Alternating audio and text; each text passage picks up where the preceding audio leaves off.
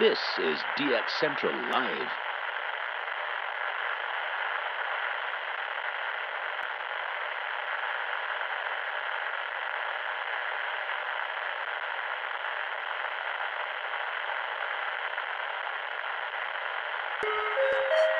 This is DX Central Live.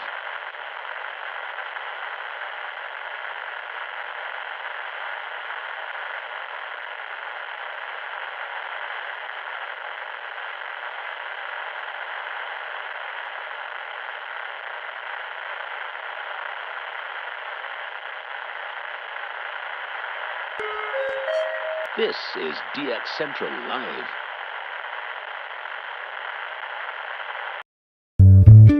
Welcome to DX Central Live, Season 5. We will be starting the show soon, so make yourself comfortable and be sure to join in on the conversation happening in the chat. Also, don't forget to submit your shoutouts, so we can celebrate together. The shoutout submission link is in the video description for our live stream. If you aren't already a subscriber, be sure to hit the subscribe button. While you are at it, giving this video a like and leaving a comment are great ways to help out the channel. We thank you for your continued support and look forward to seeing you in just a short while. Now get ready for DX Central Live, Season 5.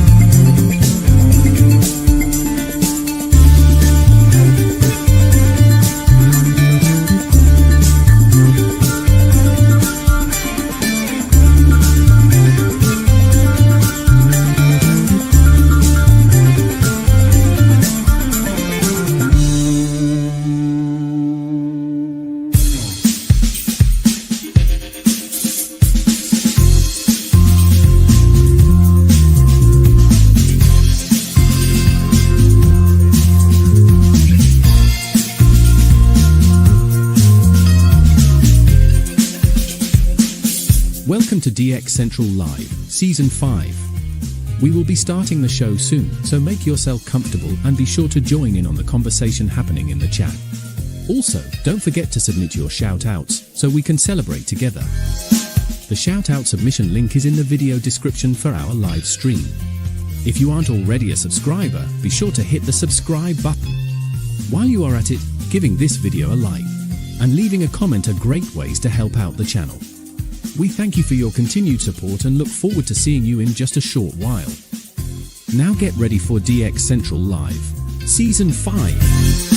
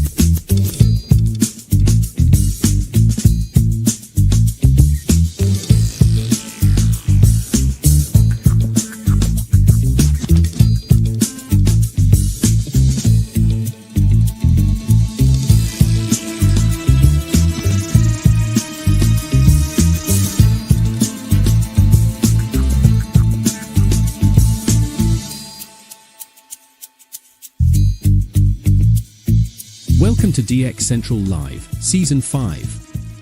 We will be starting the show soon, so make yourself comfortable and be sure to join in on the conversation happening in the chat. Also, don't forget to submit your shout-outs so we can celebrate together. The shout-out submission link is in the video description for our live stream. If you aren't already a subscriber, be sure to hit the subscribe button. While you are at it, giving this video a like and leaving a comment are great ways to help out the channel. We thank you for your continued support and look forward to seeing you in just a short while. Now get ready for DX Central Live, Season 5.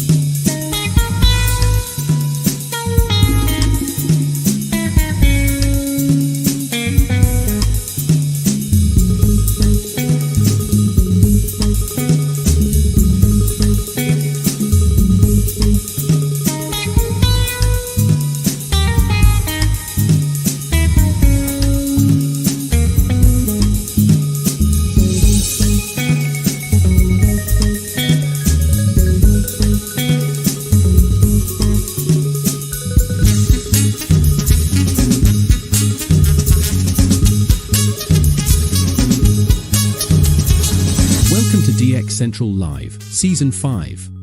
We will be starting the show soon, so make yourself comfortable and be sure to join in on the conversation happening in the chat. Also, don't forget to submit your shout-outs so we can celebrate together. The shout-out submission link is in the video description for our live stream. If you aren't already a subscriber, be sure to hit the subscribe button. While you are at it, giving this video a like and leaving a comment are great ways to help out the channel. We thank you for your continued support and look forward to seeing you in just a short while. Now get ready for DX Central Live, Season 5.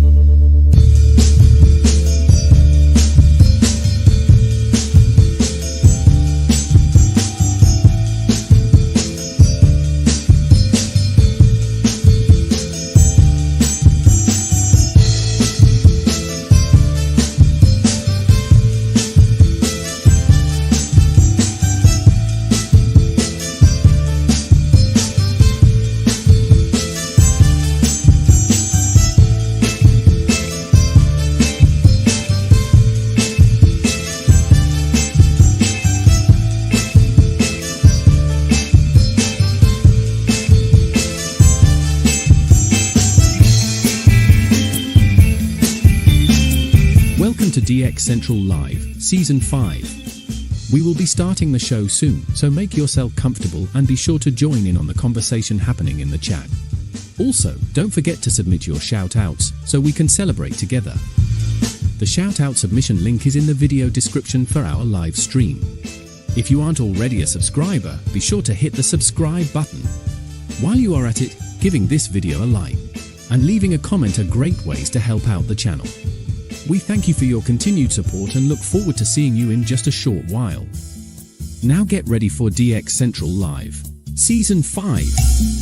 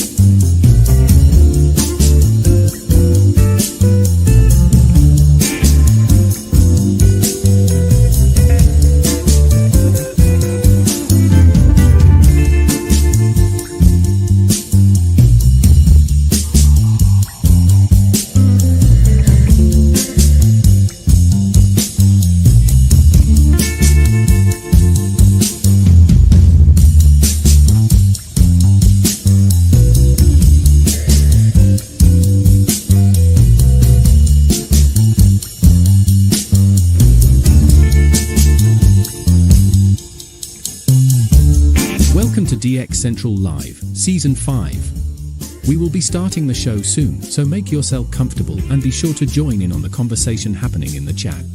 Also, don't forget to submit your shout-outs so we can celebrate together. The shout-out submission link is in the video description for our live stream. If you aren't already a subscriber, be sure to hit the subscribe button. While you are at it, giving this video a like and leaving a comment are great ways to help out the channel. We thank you for your continued support and look forward to seeing you in just a short while. Now get ready for DX Central Live, Season 5.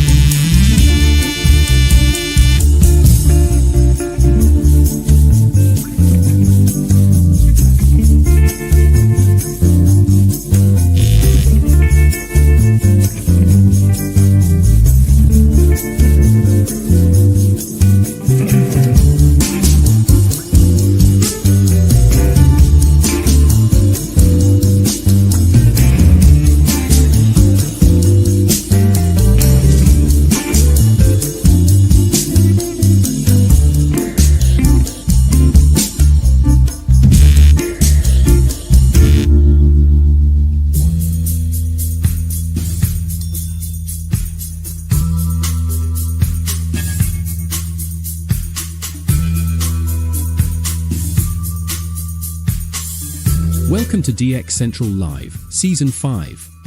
We will be starting the show soon, so make yourself comfortable and be sure to join in on the conversation happening in the chat. Also, don't forget to submit your shout-outs so we can celebrate together. The shout-out submission link is in the video description for our live stream. If you aren't already a subscriber, be sure to hit the subscribe button. While you are at it, giving this video a like and leaving a comment are great ways to help out the channel. We thank you for your continued support and look forward to seeing you in just a short while. Now get ready for DX Central Live, Season 5.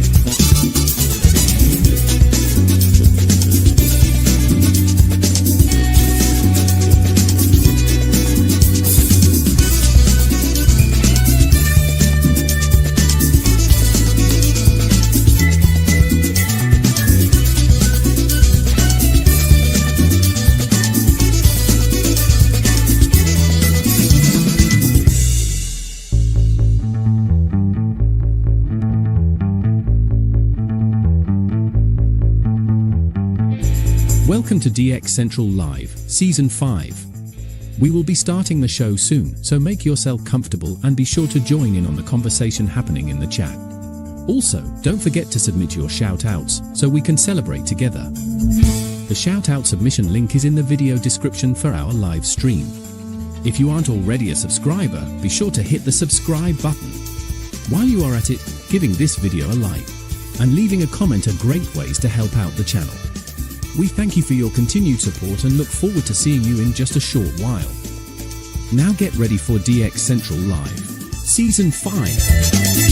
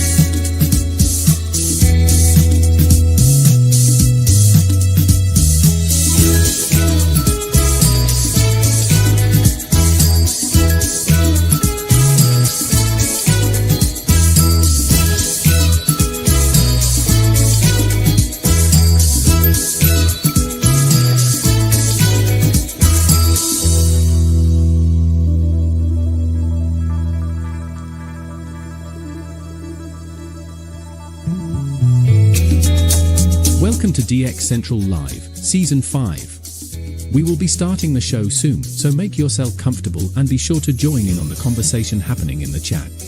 Also, don't forget to submit your shout-outs so we can celebrate together. The shout-out submission link is in the video description for our live stream. If you aren't already a subscriber, be sure to hit the subscribe button. While you are at it, giving this video a like and leaving a comment are great ways to help out the channel. We thank you for your continued support and look forward to seeing you in just a short while.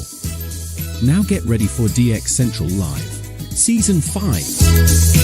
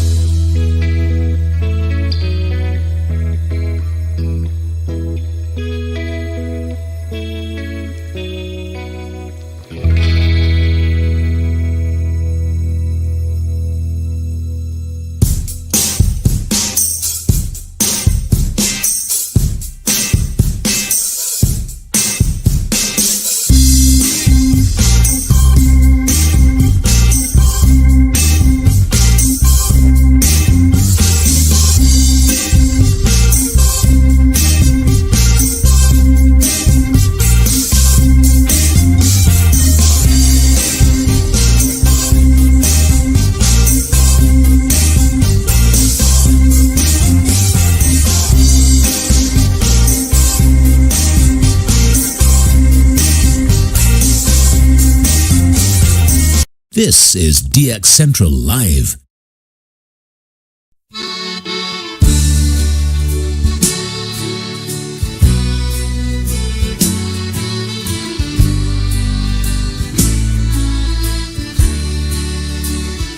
In the night, so dark and quiet, frequencies hum low like a riot, tuning in with all my might, searching for a voice in flight. Cajun air, it holds the sound, radio waves from town to town. Static crackles, mix and turn, waiting for that name to learn. Signal fades, the name's unknown, trying to catch it all alone. Mystery calls, the night, my friend, searching till the very end. Moonlight dances on the dial, rumbling with that Delta style. Notes float softly in the wind, still I wait for news to send. Signal fades, the name's unknown, trying to catch it all alone. Mystery calls, the night, my friend, searching till the very end. Bayou whispers keep me still, craving for that lingering thrill. Misted voices lost in haze, echoes in this southern maze.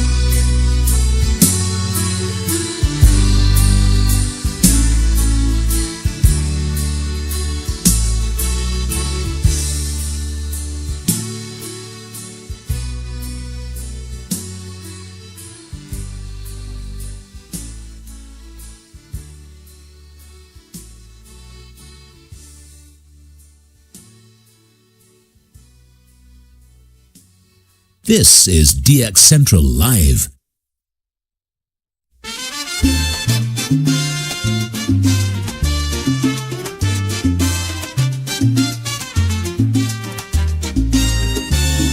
He's got his antenna way up in the air. Dreams of Latin music out there somewhere. Cards in his hand, maps on the wall.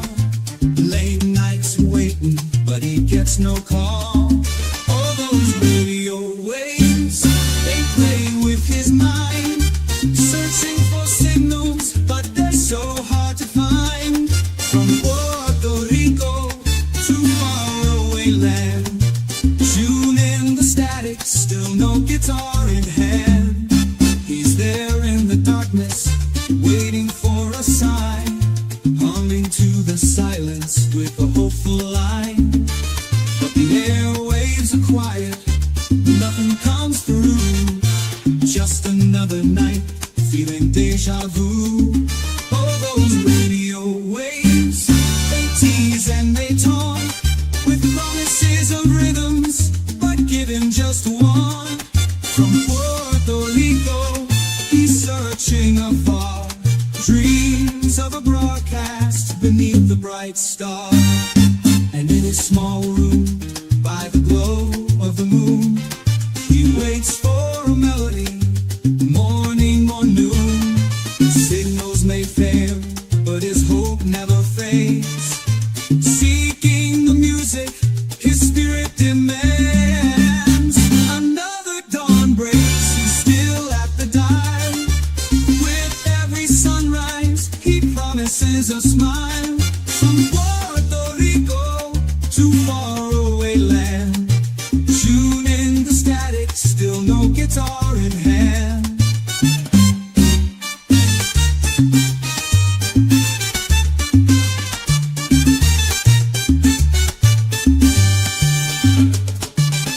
He's there in the darkness, waiting for a sign, humming to the silence with a hopeful line.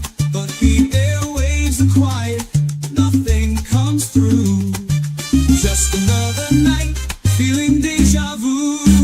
Oh, those radio waves, they tease and they taunt with promises of rhythms, with a hopeful line. But the airwaves are quiet, nothing comes through. Just another night, feeling deja vu. And in his small room, by the glow of the moon, he waits for a melody, morning or noon. Signals may fail, but his hope never fades. Seeking the music his spirit demands.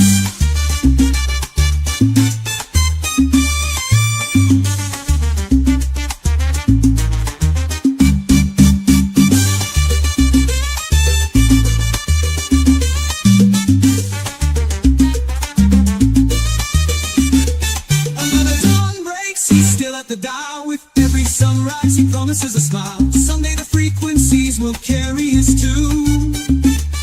Till then, he dances to the rhythmless boom.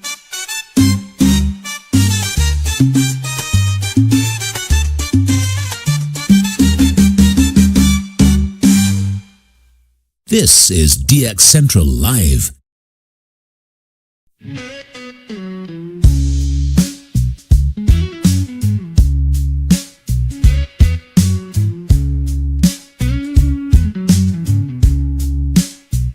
I got my radio on, just trying to get on it.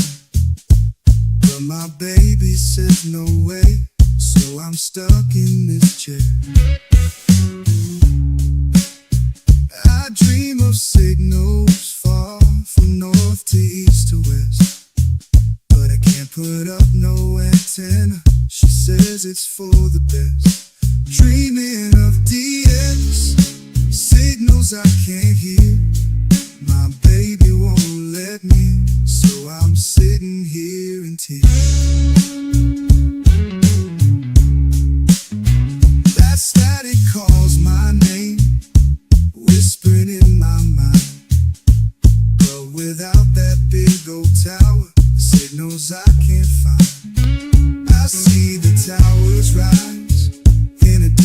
starry sky, but here I'm bound and tied. Can't even say goodbye. Dreaming of DX, signals I can't hear. My baby won't let me, so I'm sitting here in tears.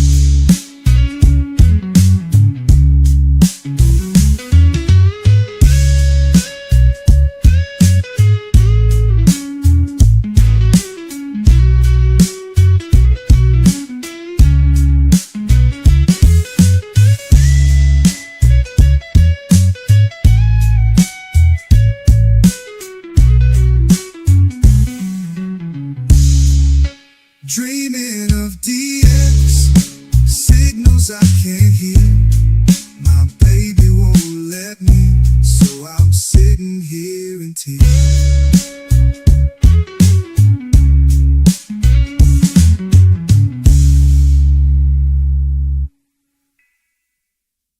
DX Central Live is brought to you in part by...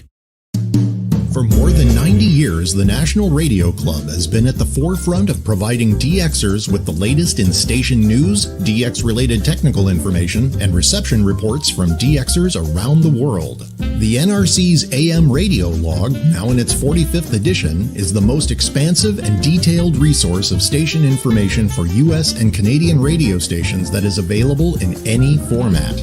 The club's publication, the DX News, is available in both print and electronic format and provides the latest information on call letter and format changes, construction permits, and other information to help keep DXers informed of the latest updates they may hear on the air. For more information, visit their website at nationalradioclub.org. That's nationalradioclub.org. With a lifetime membership, the International Radio Club of America gives DXers incredible value by putting important station information right at your fingertips. The club's e-publication, the DX Monitor, includes DXer loggings, station information updates, international loggings, and more. Other club publications include the IRCA Mexican Log, a must-have resource for any DXer that chases stations from Mexico, the TIS-HAR list, the IRCA slogan list, sunset sunrise maps, and DXer technical guides. The joint IRCA-NRC email reflector and groups.io group is a hub for real-time DX conditions, station news, and DX-related conversation. For more information, visit ircaonline.org. That's ircaonline.org. From long wave to satellites, medium wave through HF, ham radio to scanners. If you can DX it, the Spectrum Monitor has you covered. Editor and publisher Ken Reitz has assembled a who's who of radio writers to share their knowledge and expertise from a wide range of DX-related topics. Each month, the Spectrum Monitor's columnists dive into their specialties to give readers tips, tricks, the latest news and station updates, and more. The Spectrum Monitor also provides a monthly assortment of feature articles that give in-depth insight into the past, present, and future of DXing. You can get a full year of the Spectrum Monitor for only $24. Individual issues from the current year are available for $3 each. You can also purchase previous years of the Spectrum Monitor in their entirety for as low as $12. For more information, visit thespectrummonitor.com. That's thespectrummonitor.com. Through crashes of static in quiet hours, we listen. In languages we can scarcely understand, and of places we have only visited in our dreams, we listen. Incessantly, we perfect our array of aerials, receivers, and resources. We refine our skills and our techniques so that we might listen. We are DX Central, and we're all about radio. Visit us at dxcentralonline.com or check us out on YouTube. Search DX Central. Keep up with DX Central. Follow us on Twitter at DX Central.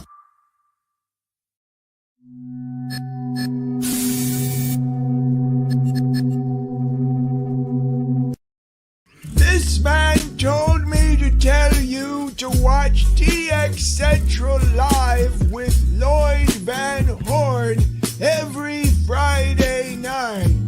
Is my Diet Coke in there?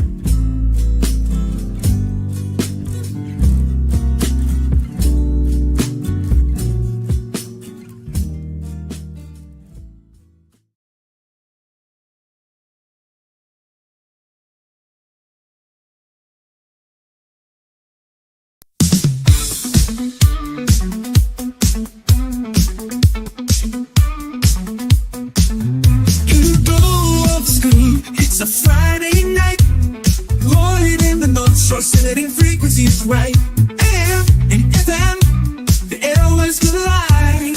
DX Central Live, where the signals can't hide. Tuning in the static, chasing down the sounds. Every single signal is magic we have found. All radios hum, the chatters all agree. DX Central Live is the place to be. Folks in the chat, shout out your call. From east to west, we're breaking down the walls. It's the magic of the night, where frequencies fly. Join us now on DX Central Live. From the Gulf South to your corner of the world. This is DX Central Live. Now here's your host, Lloyd Van Horn. From the North Shore Studios here in Mandeville, Louisiana, good evening to you on this kind of unique edition of DX Central Live. Because we have a little bit of a prior commitment here on this Friday evening, I didn't want to leave you guys in the lurch. I didn't want to leave without a show. We've already taken off 3 weeks recently from Mardi Gras. So I wanted to have something for us. So that means tonight we are sitting here on Thursday night here in the North Shore Studios doing a recording for us to play back on Friday night. How about that? So no interaction for me tonight on the chat. You guys, by all means, go nuts in the chat. I want to make sure when we watch the replay, seeing you guys in the chat, having a good time, conversing back and forth, comparing notes and whatnot. But you won't see me interacting with the chat tonight because right now I'm staring at a blank screen because we're not streaming, we're recording. It's interesting. We've got a lot to talk about tonight, though. It's been an interesting week here of DX here in Mandeville. Some interesting AMDX, a tiny amount, but an interesting amount of what we have gotten has been interesting. I'll put it that way. A bit of Tropo this week. The last couple of seasons, there was nothing going on in March here, Tropo-wise here in Mandeville. And March traditionally is one of those months that's like, oh, just get me through March and we'll get to April, May, and June, and then E-skip season is going crazy and everything else.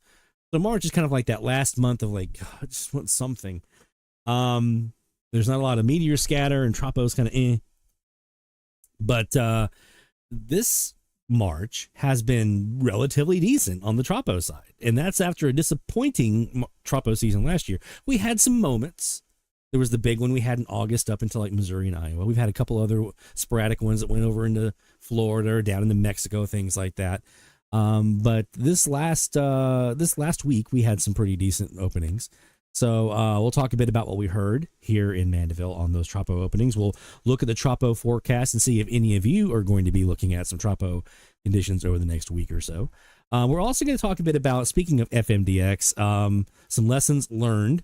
I guess not lessons. Well, we already kind of knew the lesson, but some lessons learned from the past week that I want to make sure I share with all of you.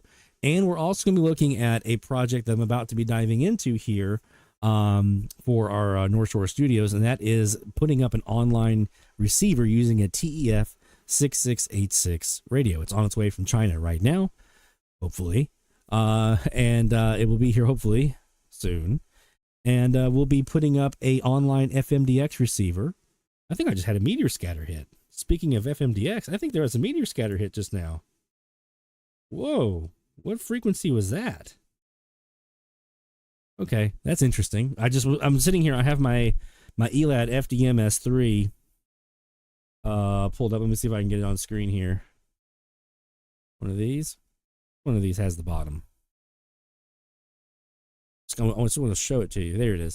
So I have my ELAD FDM-S3 pulled up right now, and I'm kind of watching the entire band as a whole. And right now it's what you see there is pretty much our local band, right? That's just pretty much what we get here on our Stereo Probe 9.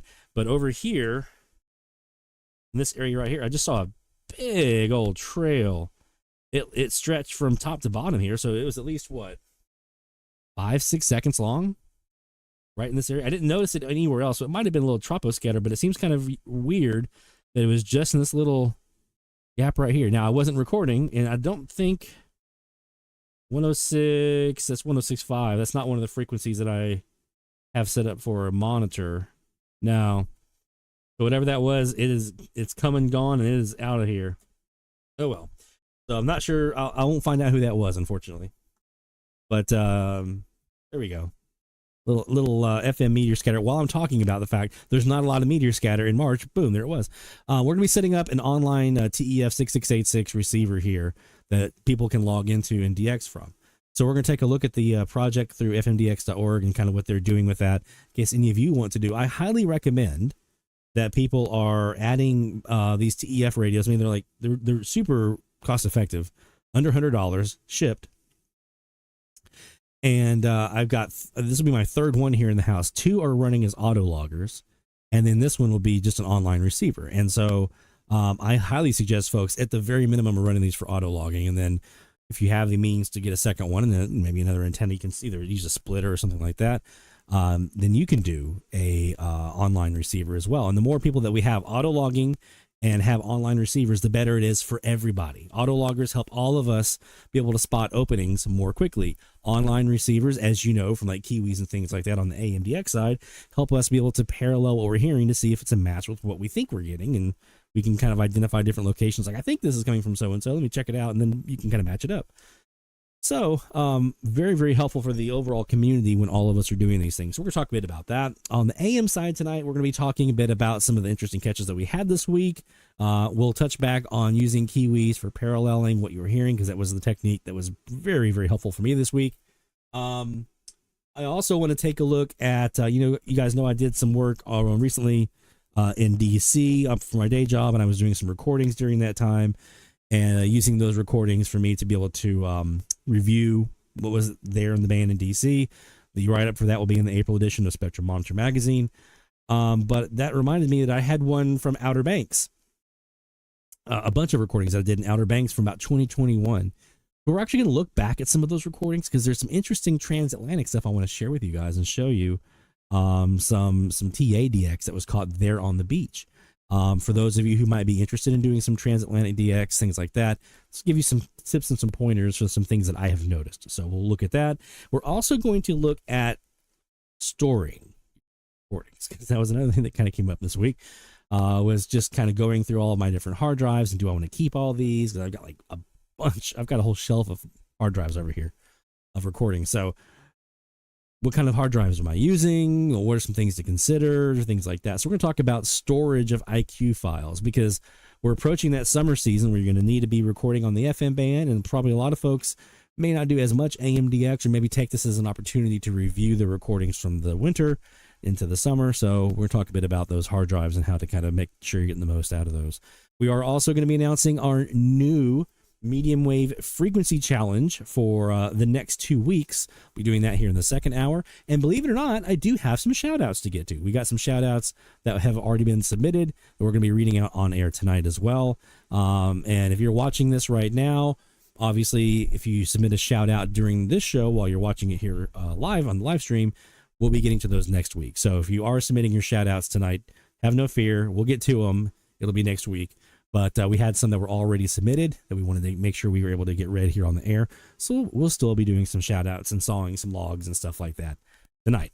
In the meantime, let's do some live DX, because that's what we do here at DX Central. We do some live DX on DX Central Live and make sure you guys have a chance to DX alongside with us. Now, obviously, what I'm hearing, what you're going to be hearing tomorrow night, not going to be the same, but at least you can get an idea of some things to check for. Now, let me take a gander here. Where do I want to start off? I think I want to start off. I have a list here of frequencies. This is another thing we'll talk about here in a bit. Of frequencies where I don't have anything international, all US. One of those frequencies last night netted me a brand new country. So let's go to the next one here. I'm going to go to 1250. It's a regional frequency. I don't have anything international here on 1250 right now, but we're going to go ahead and go to our shortwave central Kiwi here, looking down south, see if we can pick something up.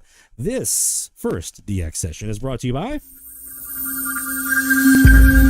National Radio Club. The nationalradioclub.org is a website for more information about membership and getting yourself the dues paid. Get yourself a copy of the DX News. Take advantage of all those great membership benefits. Again, nationalradioclub.org. Let's go ahead and pull up here on the Kiwi. We are sitting at 1250. We're 150 degrees on our 25 by 72 foot CAS antenna. We'll also be checking out over here on our DX Central Kiwi. I'm going to go ahead and get that over to 1250. We've got a couple of different antennas on this one that we're able to use. We've got a west-facing super loop looking over towards Mexico at 263 degrees, 15 by 56 super loop. We also have a 215 degree CAS right now. It's not really performing all that well. I got to make some tweaks onto it, but it's a 15 by 60 CAS. It's kind of noisy, so we're probably not going to be using that one tonight.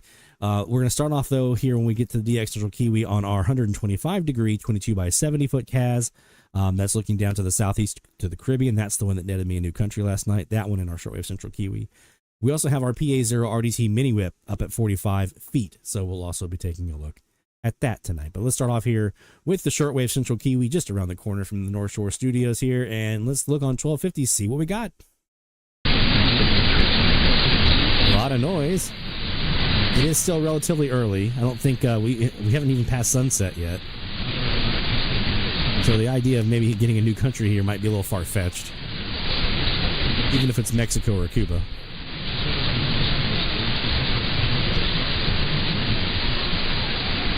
Noisy, noisy. Let's take a gander at the southeast. Mini whip. Oh, look at that. I'm telling you guys, if you have a tall tree in your yard, a mini whip, especially if you can get it high, I'm talking 20 plus feet, the higher you get it, the more gain it is. These things are fantastic. I'm a big fan. So let's start off here on 1250 and see what we can capture.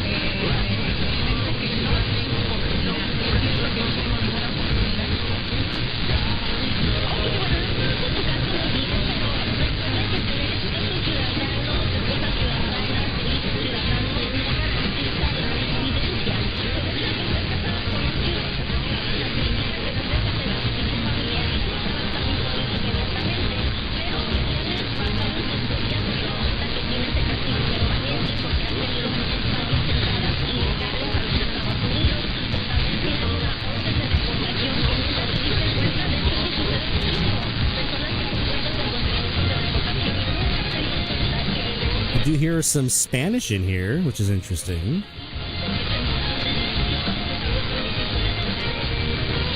We do have a couple of stations down in Mexico on this frequency. There is nothing in Cuba. Well, there is one on the far eastern end of the island, but we don't typically do well on that end of the island. DX Central Live, top of the hour alert.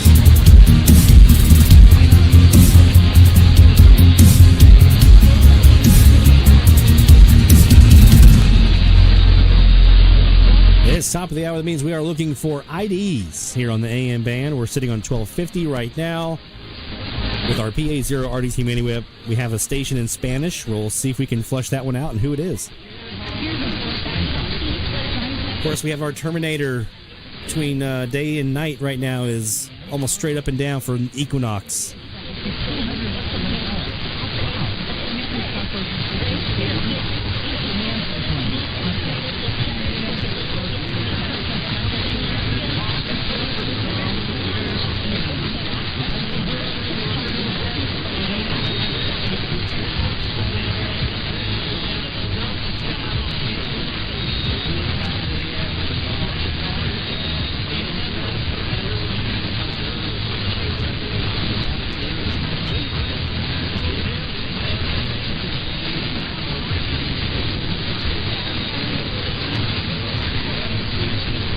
About a minute here from top of the hour. And hopefully that's lining up for tomorrow night. I tried to get this as close as possible to how I'll actually be firing everything off tomorrow night.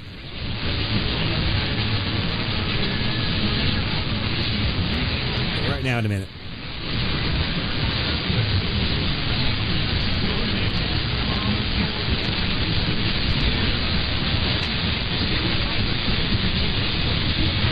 Spanish station could be Radio Maria over in Texas. Heard them here before.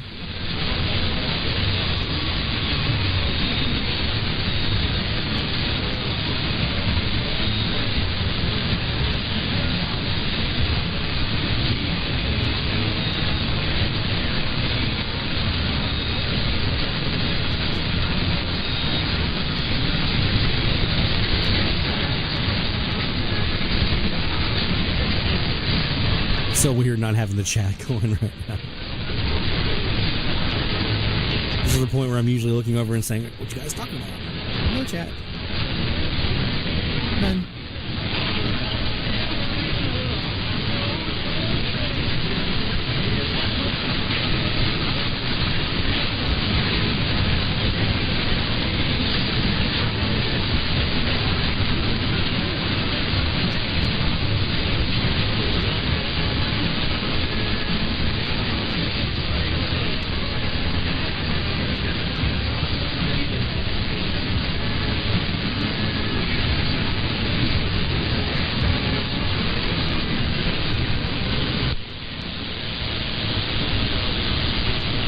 It's not hearing anything in there.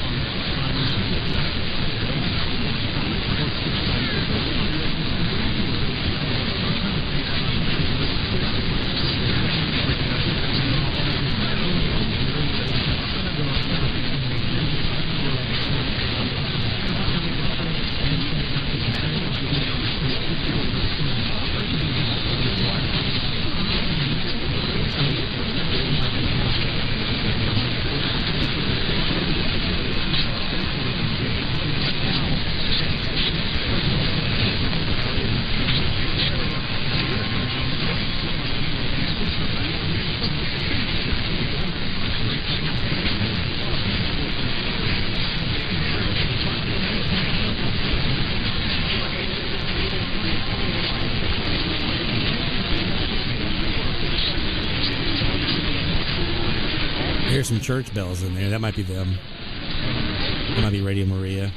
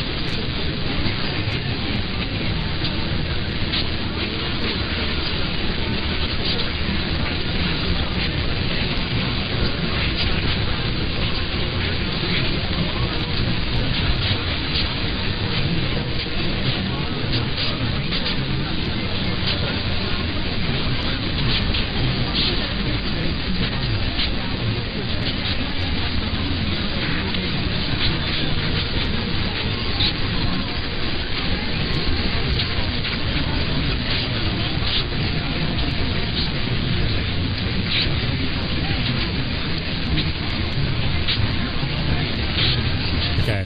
Yeah, I haven't heard anything distinguishable in here yet. Pretty much just kind of a mush. We'll come back to it. It's still, like I said, it's a little early. The terminating line, the sunset line just crossed over Mobile. Actually right now it's just into Mississippi just now. So we're getting close to sunset here in Mandeville. So we'll check it out again here in the next hour. Let's go ahead and take a quick break. And when we come back, we're going to talk a bit about, again, we're going to talk about some of the files that I have found from Outer Banks from 2021 that I'm reviewing now, and some transatlantic stuff that was in there, how to spot those. I also learned something really cool for those of our friends here that use Jaguar. If you have old recordings that you're going to be reviewing, I found a really cool feature you're going to want to make sure you know about for Jaguar. And then obviously later on we'll be talking about our new frequency challenge, doing some FMDX and all kinds of good stuff. So don't go anywhere, my friends. More DX Central Live is coming up right away after this. DX Central, because we're all about radio. Visit us at dxcentralonline.com or check us out on YouTube. Search DX Central. DX Central Live is brought to you in part by... For more than 90 years, the National Radio Club has been at the forefront of providing DXers with the latest in station news, DX-related technical information, and reception reports from DXers around the world. The NRC's AM radio log, now in its 45th edition, is the most expansive and detailed resource of station information for U.S. and Canadian radio stations that is available in any format. The club's publication, the DX News, is available in both print and electronic format and provides the latest information on call letter and format changes, construction permits, and other information to help keep DXers informed of the latest updates they may hear on the air. For more information, visit their website at nationalradioclub.org. That's nationalradioclub.org. With a lifetime membership, the International Radio Club of America gives DXers incredible value by putting important station information right at your fingertips. The club's e-publication, the DX Monitor, includes DXer loggings, station information updates, international loggings, and more. Other club publications include the IRCA Mexican Log, a must-have resource for any DXer that chases stations from Mexico, the TIS-HAR list, the IRCA slogan list, sunset sunrise maps, and DXer technical guides. The joint IRCA-NRC email reflector and groups.io group is a hub for real-time DX conditions, station news, and DX-related conversation. For more information, visit ircaonline.org. That's ircaonline.org. From long wave to satellites, medium wave through HF, ham radio to scanners. If you can DX it, the Spectrum Monitor has you covered. Editor and publisher Ken Reitz has assembled a who's who of radio writers to share their knowledge and expertise from a wide range of DX-related topics. Each month, the Spectrum Monitor's columnists dive into their specialties to give readers tips, tricks, the latest news and station updates, and more. The Spectrum Monitor also provides a monthly assortment of feature articles that give in-depth insight into the past, present, and future of DXing. You can get a full year of the Spectrum Monitor for only $24. Individual issues from the current year are available for $3 each. You can also purchase previous years of the Spectrum Monitor in their entirety for as low as $12. For more information, visit thespectrummonitor.com. That's thespectrummonitor.com. Through crashes of static in quiet hours, we listen. In languages we can scarcely understand, and of places we have only visited in our dreams, we listen. Incessantly, we perfect our array of aerials, receivers, and resources. We refine our skills and our techniques so that we might listen. We are DX Central, and we're all about radio. Visit us at dxcentralonline.com or check us out on YouTube. Search DX Central. Keep up with DX Central. Follow us on Twitter at DX Central.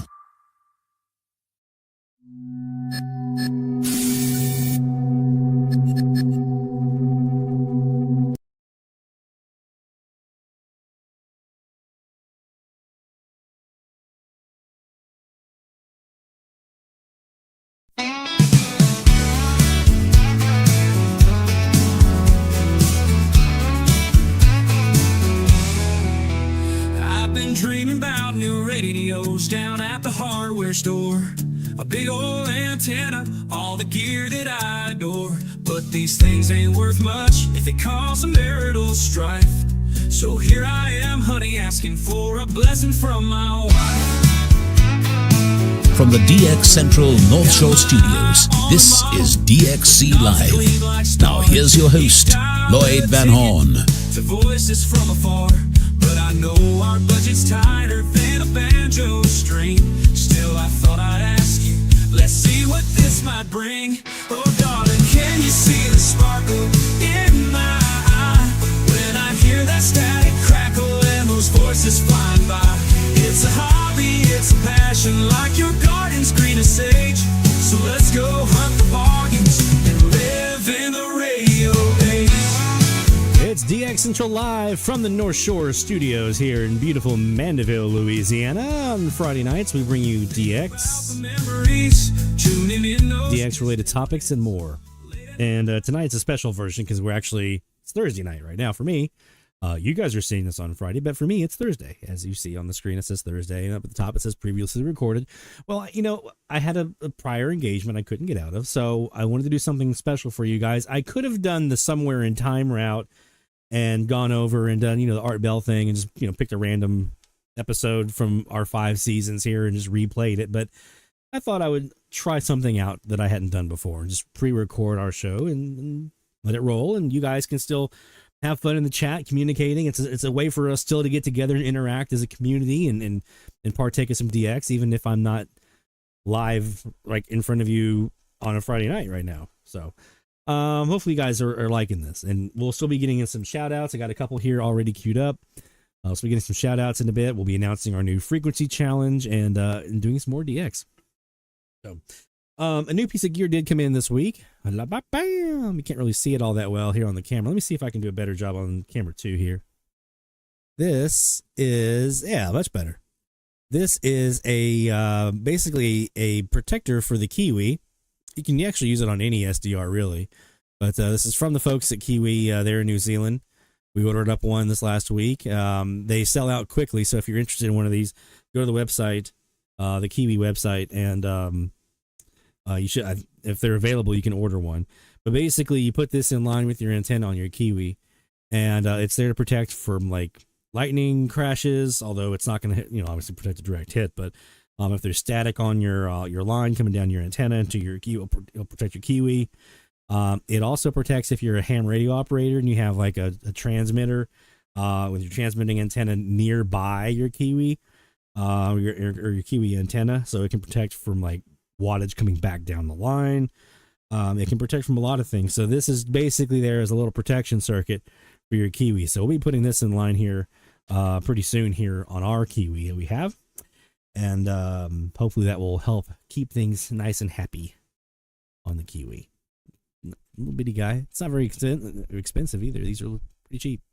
Coming all the way from New Zealand. Got the envelope this week and I was like, look at that. And they even have a Kiwi stamp. It's like the Kiwi logo. They added that as a stamp on the envelope. It's really cool. Let's talk about DX. Specifically, let's talk about old DX. Now, that's one of the great things about having SDRs is that we can record a portion of or the entirety of a band, whether that's long wave, medium wave, short wave, FM, whatever it might be that you're DXing. You can record on most of these SDRs. You can record a portion or all the band, depending on the bandwidth, and then later on go back and review it and see what you caught, right? I'm just grabbing here a couple of different things. Okay. And eventually our hard drives on our computers run out of room, and that's where you can use something like this guy. This is a little, again, I'll put this up on the other guy. This is a little hard drive. I think this is like a 4 terabyte, if I remember correctly, external hard drive. This is a hard disk drive. We also have this one. This is a little bit bigger. This is an 8 terabyte that we like to use here at DX Central. I've got a whole shelf of these for AM and FM. I think I got 12 AM, and I want to say 3 or maybe 4 FMs of this 8 terabyte. So, storing all of our recordings on those, and then going back later on and reviewing those, and seeing what we caught. So there's a couple of things to kind of keep in mind as we're doing this. And we're going to show you some examples of it here in a minute, because we have our recordings from 2021 that we did, February 21. So it's going on 4 years ago now. Actually, it's over 4 years now, that we did out in the Outer Banks and looking for transatlantic stuff during the sunset. And there was also some sunrise stuff that we were doing up and down the coast. So a couple things to kind of consider. Number one, these hard drives aren't going to last forever. Okay. I know that over time, especially if they are not used often, a hard drive kind of dust gets in, and you get this kind of almost like a digital rot that can occur on some of these hard drives. Both the solid state and hard disk drives apparently suffer from this. Although I think solid state's a little bit more immune than like the digital hard disk, like the physical media. Those do have, a shelf life of 30 years tops. Sometimes much, much shorter, depending on how often you use them and how much dust gets into the system. So keep that in mind. Like, I know full well that probably what I have sitting over here is not going to last for a huge amount of time. It's been at most 5 years is the oldest ones that I have right now, about 5 years. That's why I'm trying to kind of go from there. So as I'm going through my recordings, I'm starting with the oldest and I'm working my way back forward, because there will come a time when I lose those super older ones. I know some people that have stuff from like 2012, 2013. So that's awesome, right? Just know that there may come a time and place where your hard drive's you're no longer able to access the data. So if it's super, super important to you and you want to have like an archive quality, you may want to explore some of those options to put something on some kind of archive quality storage capacity. But if you're not looking for like forever storage, then these little hard drives, like the full 4 or 5 terabyte, 8 terabyte, 10 terabyte, they're actually a lot cheaper now than they used to be. But they're still not cheap. But they are more cost effective than they used to be. And just making sure you have a nice place in your shack, somewhere where you can store them dust free. I'm actually looking at getting some of the cases. It's almost like a Pelican case, but it's got the foam in there. You just can slide in your hard drive into those foam slots, and you store that away, and it keeps all the dust out and that kind of stuff. I'm actually looking at doing that for mine, because I want to keep mine around for as long as I possibly can. But I'm going back through from the oldest ones and working my way back to present day. So another thing that I ran into as I was doing this is I did have quite a few of these that were on SDR console, right? So that's fine. But I also have some on Jaguar that I did with my Perseus there in the Outer Banks. I was doing some work with a CAS that I was trying out. The noise there in Outer Banks, this particular house I was at, was awful. It was terrible, as we'll get to hear in a bit. But when you're looking back that far, one of the challenges that you can have is what stations were on the air at that time. Some of those stations are no longer on the air. Some of them have changed call letters. Some of them have changed format. Some of them have changed a lot of different things. Especially looking at transatlantic stuff right now, a lot of that stuff is disappearing, right? It has disappeared over the last 3-4 years. So for instance, like 540 there in Newfoundland, gone, right? So if I'm looking for that station, just in case they were there when I was in Outer Banks, in case I heard them, I need to remember that they were there. Now, here's something cool that I want to show you guys that I've learned recently. If you are a user of, let me find it here, Jaguar, there is actually a functionality that you can do if you have your recordings that were done in Jaguar, where you can actually pull up a station list as of that time frame. Okay. It's you have your Turtle database up here at the top, okay, and you're always downloading like the latest. Right now, this one is for this month, March of 2025. But look what happens if I go load from disk. Now, any recorded files that you pull up in here, it's going to then make that Turtle file available in your Turtle folder. The Turtle folder is, if you look at the path here, it's your C drive. It's in Jaguar, and then there's a folder here in Jaguar called Turtle. And when you open up any file that you have, it's tethered, it's tied to this Turtle file. So when I pulled up my March or February of 2021 files that I was reviewing, guess what? It had those Turtle files there, and then it pulled them in. So I can actually go in and I can see the file listing of stations as they were at that time. So let me show you. I'm going to go in here. I'm going to open up my regular files. I'm going into Old Charleston, Outer Banks, and it was, let's go to 26. Go here to 23, the one on top of the app. Okay. Well, look what happens. It now moved me to that 2021 turtle file. So now what I'm looking at here is a list of stations that are as they were back in 2021. And I can prove it to you because here is Newfoundland, CBC 1, Radio 1. This was CBT, is the call letters. This is St. John's, Newfoundland, Radio 1. If I come back to live, that station is gone, right? It disappears from the turtle database here in 2025 because that station has moved, right? It's no longer there on 540. It's moved to FM. So let me go back in here again. I'm going to open it up one more time to where I have my old files here. Again, I'm going to pull this one here and watch it come back. There it is, right? CBT. So if you are a Jaguar user and you have these older files that you recorded, keep that in mind. You can actually pull up that turtle database to view the list of stations that were available at that time. Another example here, I'm going to go to 1215. Let me go back to 9 kilohertz rather. Then I go to 1215. Look over here in Europe. See what you have? You have absolute radio here on 1215. Well, if you go to current day, those are all gone. There is no more absolute radio on 1215. They're off the air now, but they were there. Okay. So that turtle database can be a great resource to help you out for remembering what was on air at that time and help you to be able to identify the stations that you're hearing on this old recording when most of your information that's at your disposal is now showing, that stuff's no longer viable, right? Those stations are no longer around. Now, there is another resource that we can use that will help us out as well, and that is medium wave list. So I'm a big fan of medium wave list, just like I am with FM list. 540 back here. Why does it keep doing two?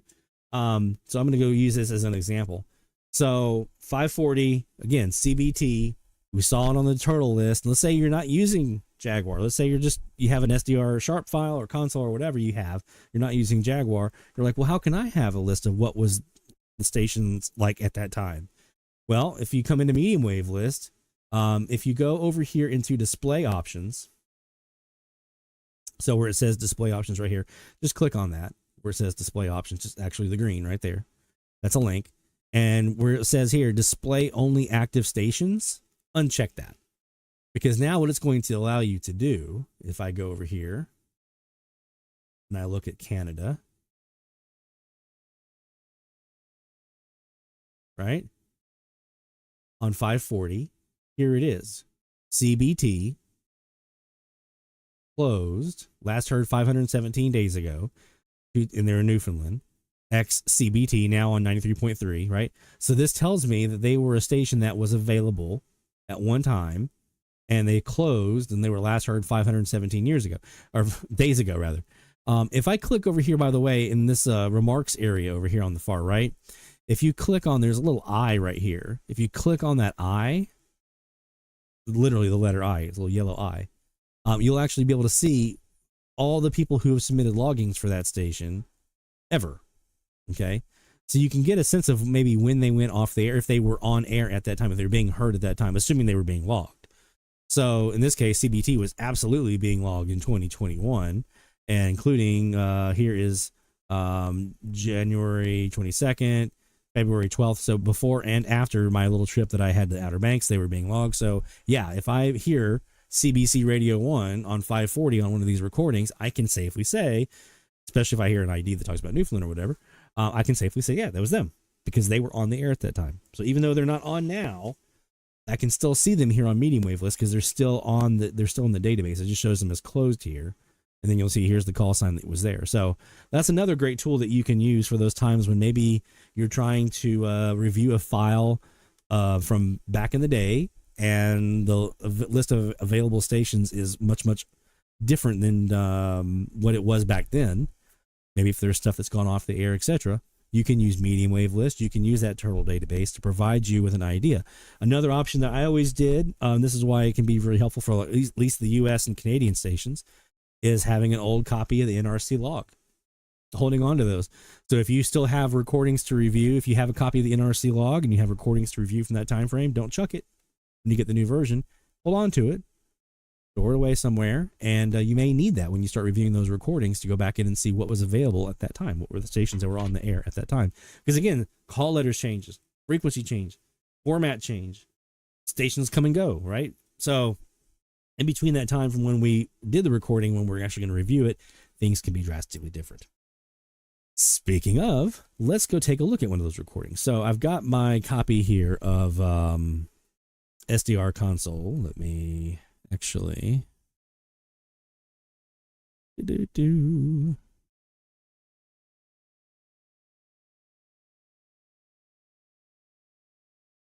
I pull this down here.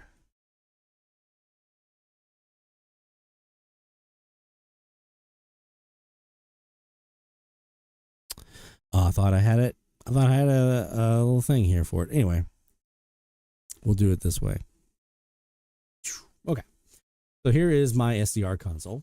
We're going to go to record playback. Go to open. I'm going to open up one of these files. Now, these were done on the beach. Okay, directly on the beach.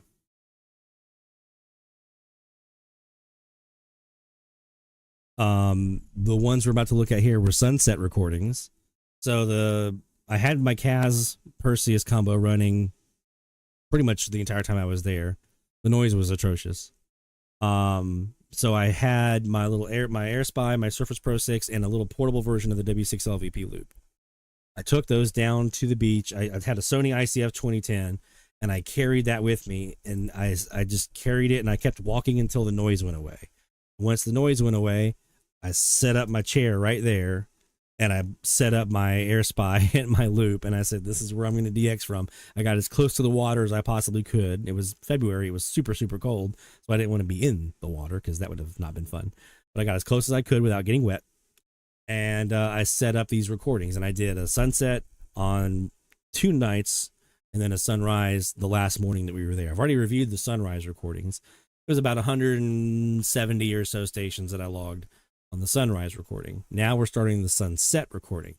I've only done a couple of spot checks here so far on it. I haven't really dove into it fully yet, but I can tell you this, what I have gathered so far has been pretty amazing. So let me go here now.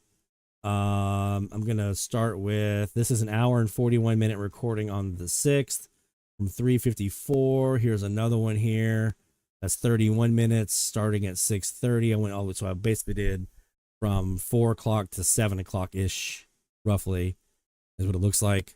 And I'm actually going to play for you now one of the things that I caught while I was there.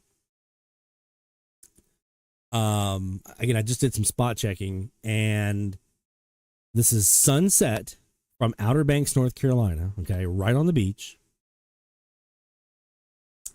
And one of the things that I caught was, suspenseful here, WDER 1320 in Derry, New Hampshire. Here we go.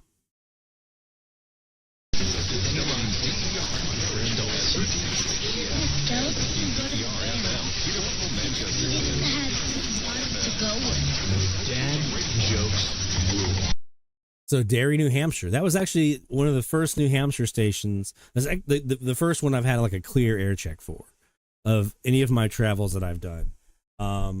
This was the first station from New Hampshire that I actually heard the ID for, right? Very clearly. Also heard a little less like, ooh, my goodness, it's a little less like crazy, but WVMT in Vermont. A lot of you guys in the Midwest, Illinois, Indiana, Ohio, know you guys hear WVMT pretty regularly. Here they were that afternoon. This was the first evening that we were there, the 6th. This is WVMT on 620. At Lamar Valley Sports, we know price matters. The news talk leader for Vermont and New York. FM 96.3 and AM 620. WVMT Burlington. From ABC News, I'm Dave Packer. President. So that was a nice how clear that ID was. You'll notice on there was a hit. There was a hit there. Where is that hit coming from? I'm glad you asked. So let's go over here now to this is our 5:30 recording that afternoon. That was on 620 kilohertz. So that hit would have been from 621, which anyone who does DX on the East Coast knows 621 is when the East Coast or the European 9 kilohertz splits. That was probably Spain. Is who that probably was there on 621. So now let's go down here and I want to show you guys. Let me pull this back a little bit so we pull our contrast back a bit. Let me go down to, oops. Where's my step? 9. I'm going to go to 711 here. So let's go down. I want to show you guys these 9 kilohertz splits down here on the East Coast. So this is available if you're on the West Coast. You want to look Trans-Pacific in the mornings. If you're on the East Coast, it's Transatlantics at night in the evening time, right before or right around sunset's usually the best time. And then on the West Coast, around sunrise is your best bet for like Trans-Pacific stuff. So this is where you'd be looking. You'd be looking on these 9 kilohertz frequencies. Sometimes those align with our 10 kilohertz frequencies here in the US. A lot of times it's in between. Let me show you what this looks like, because I've never actually had a very good example to show, because all of mine have always been like super, super weak, but I finally got one where I'm like, wow, that's really clear. So let me go here now to 684, I think it was. Yeah. 684. Okay. I'm going to pause right here. All right, so you see 670 right here. Here's 680. Here's 690. See this right here in the middle? This is 684. This is a 9 kilohertz frequency. You can see, look how loud this is. Okay, you're about to hear it as well. This is also Spain.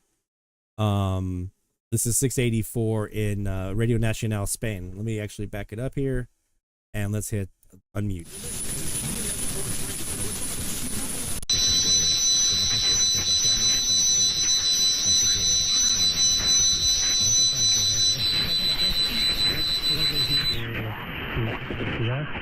Trabajando y cómo nos ha podido aguantar un poquito a nosotros ahí, porque claro, I've never had transatlantic audio this loud. This is crazy. All right, listen to this. ¿cuánto montaje? Estamos mirando solo y unos niveles que ya sabemos lo que tenemos. Y entonces, claro, Mara, supongo que ha tenido que vivir momentos de incomodidad en todo ahí. Por muy amables hayamos querido ser. No, la verdad es que no, pero sincero, no.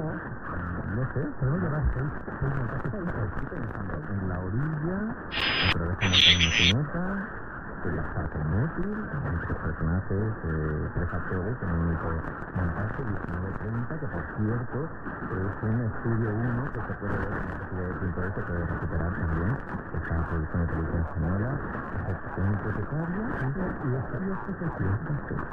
A esta altura de la vida tenéis que... Now, I'm going to go ahead and pause. I want to show you guys here on our Jaguar. So we were right here in the Outer Banks. We're going to right out in the middle of Nag's Head. That's where we were set up. Right across the ocean, almost directly due east, was 150 kilowatt Radio Nacional España in Sevilla, here in Spain, southern Spain, right? There's also a station here in Africa, in where is that? Tunisia. It's Tunisia, right? Yeah, that's Tunisia. So there's also the station here in Tunisia at 50 kilowatts, but I would not imagine that they would be coming through. Let me also just making sure that I'm not missing anything. I'm going to go ahead and load that turtle database from back in 2021. So it's the same. Yeah, no difference. Now there is also some Iranians here. There's a 200 kilowatt Iranian. There's a 50 kilowatt Iranian. There's a couple of Saudis. down here as well. Is that considered? That'd be considered Asia, right? Oh yeah, it is. Yeah. Saudi Arabia right here. You have a couple of these here, but again, they're not very strong. 200 kilowatt. That is pretty big. 10 kilowatt. So could it have been one of those? Possibly, but I doubt it very seriously. It was more likely it was going to be RNE here. 200 kilowatts out of Spain. That's the most likely culprit here for who we were hearing here on this this recorded file here in console. Let me go back to it again. Let you guys hear it.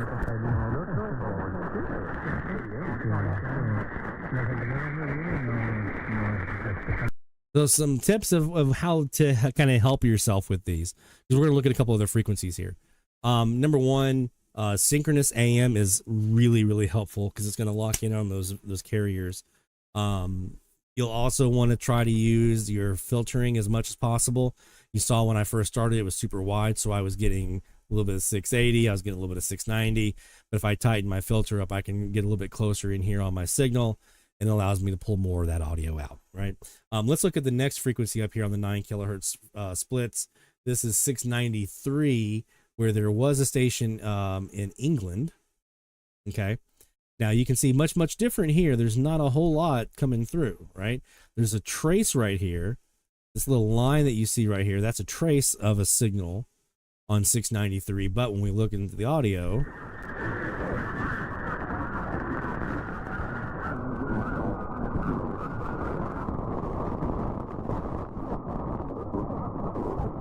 I can kind of hear something there, but it's not super strong.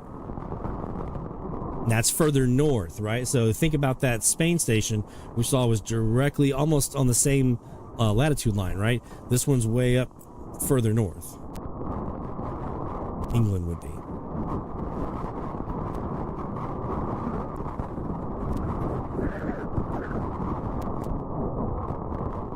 Okay. That would be a little tougher. And I'm just scanning through the file here. I'm not really seeing any areas. I could use the data file analyzer, or I can use the waterfall navigator to try to find a spot where maybe it was a little stronger, but nothing really kind of showing up here. In fact, if I go to that real quick, let me pull up the waterfall navigator and show you what I'm talking about. So if I click on navigator up here on the receive playback, I'll get this screen usually. I can just click on the little hamburger here, go to waterfall, use the lowest number here, the 0.1 seconds, the 10th of a second resolution.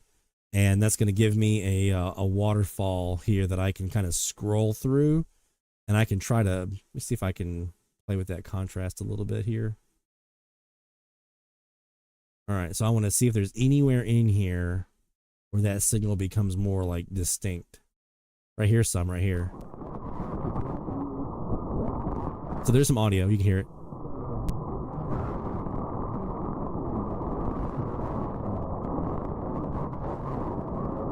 So that's one technique that you can use for these, is you can actually pull that waterfall up to get that waterfall view, and then pull your contrast here in SDR console, tighten that up and kind of pull it down until you get a nice little extra contrast.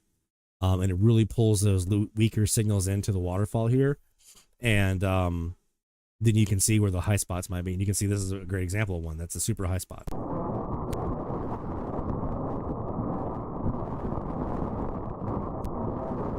Here's another one.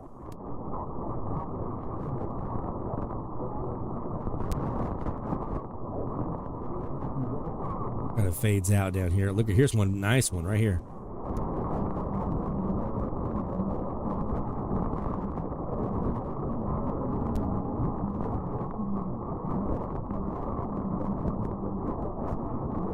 So this is a technique that you can use if you're on the east or west coasts, or even if you're inland a bit and you're looking for some of these and you have an antenna, maybe like a CAS or a DCAS or a BOG or something like that, and you're looking for some of these transatlantics, this is one of the easier ways to do it, because you can actually just kind of quickly scan through.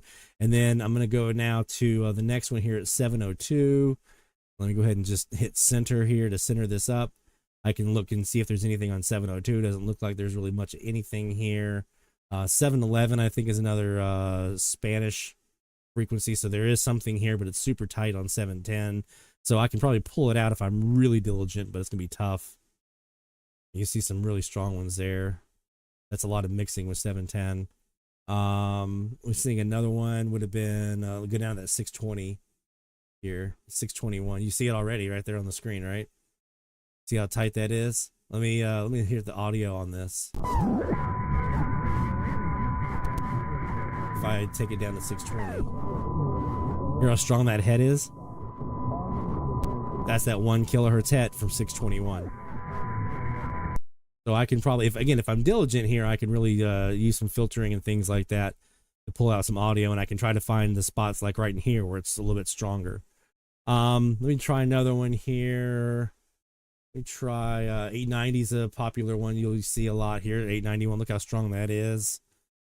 882, that's one right here. Let me go up to 1089.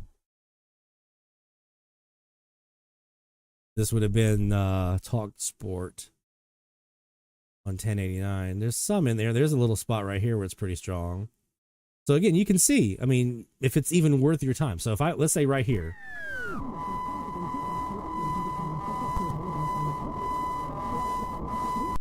So I could do things like apply a notch to that 1 kilohertz there off of the side, and I can try to pull that. I did hear some audio in there, so I could try to pull that audio out. This is with WBAL up just north of Outer Banks. See how strong that would have been to have to contend with, but you can see that 1089, it's super strong. So you can use this waterfall as a technique to help you even see if anything's even there without having to listen for it and be like, I think I hear something. That waterfall technique can help you actually see it. If you see that nice big signal, you can scroll through until you'll find the strongest points, listen for that audio, and see if you can extract anything out. So that's what I'm going to be doing here as I go through this file, looking for stuff transatlantic. I'll be looking for, on the waterfall, do I have anything that's showing up? Am I going to be able to pull any audio out of that or not? And just kind of going from there. That might help me get some stuff that I might not have thought about otherwise, right? Like I wasn't thinking about that 684. I've been looking for 711, 621 because those are the ones I knew about, but I forgot about 684, and boom, there it was. Big signal. All right, let's I want to go ahead and do the medium wave frequency challenge because I want to take a second to explain this next one because it's going to take a little bit of explanation, okay? Let's go ahead and announce our new frequency challenge, themed challenge for the next 2 weeks. You guys ready for this?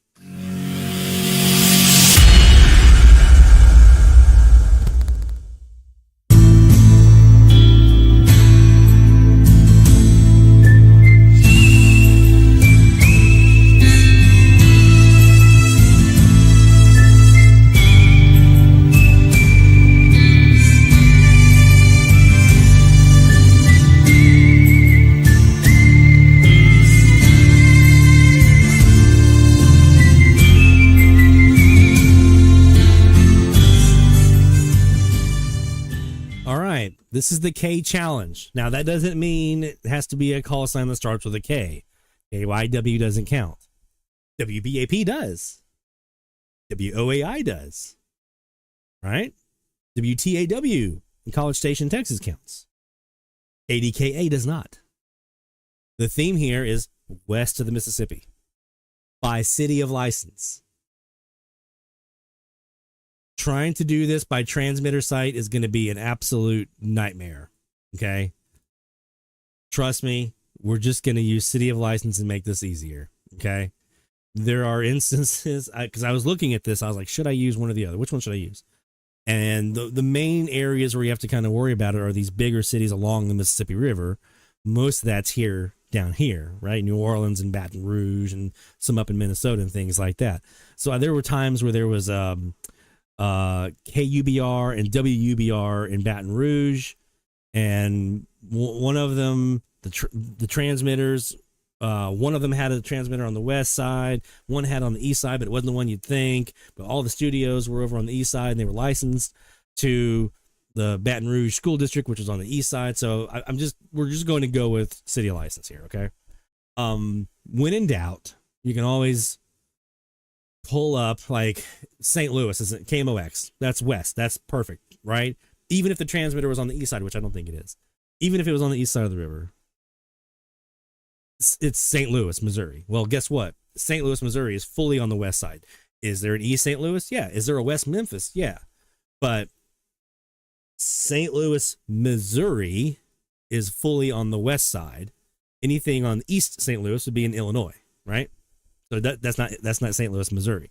It has to be the city of license is what we're going to go by here. So anything where the city of license is west of the Mississippi. All my West Coast people, you're welcome. This is my gift to you. This is your time to shine, my friends. For all my East Coast people, this is your chance. If you haven't done this yet with any of the other challenges that we've been running, this is your opportunity to purposely target stuff out west. I know we've had like the 50 kilowatt challenge where you had a lot of the big ones out west that you were chasing after. We've done a couple of these that it seems like we've kind of hit some of the 50 kilowatters a couple of times, things like that, right? The Sunset Challenge, you probably had some of those as well, or the Gray Line Challenge. With this one, we're specific. It doesn't have to be 50 kilowatts, anything out west. So if you have some stuff out west that is still on your list to get done and you haven't had a chance to cross off the list, Oregon and Idaho, this is a chance to do it. Okay. This is your opportunity to look at the maps, look at the sunset stuff, look at, all the different variables that might exist between you and that station out west and how you're going to get them in. You've been chasing KTNN and out in Window Rock. You've been chasing KKOB or KCKN. If you've been chasing KFI and KNX, KSL, KOA, right? If you're chasing this stuff out west, now's your chance. This is your opportunity to go out there and get them, right? So if you get a bunch of stuff out west, cool, right? Are the East Coast people going to be able to compete with the West Coast people? Probably not. Probably not. You may be surprised. There may be some of that. Jacob up in Minnesota is probably going to hear a bunch of stuff out west. I mean, obviously, those of us near the river kind of have a little bit of an advantage on that. But Jacob's probably going to hear a bunch of stuff way out west, California, and things like that. But, I'm looking at Sean in Illinois. I mean, you got a bunch of stuff. You got a gateway right there to your west. You can get into it, right?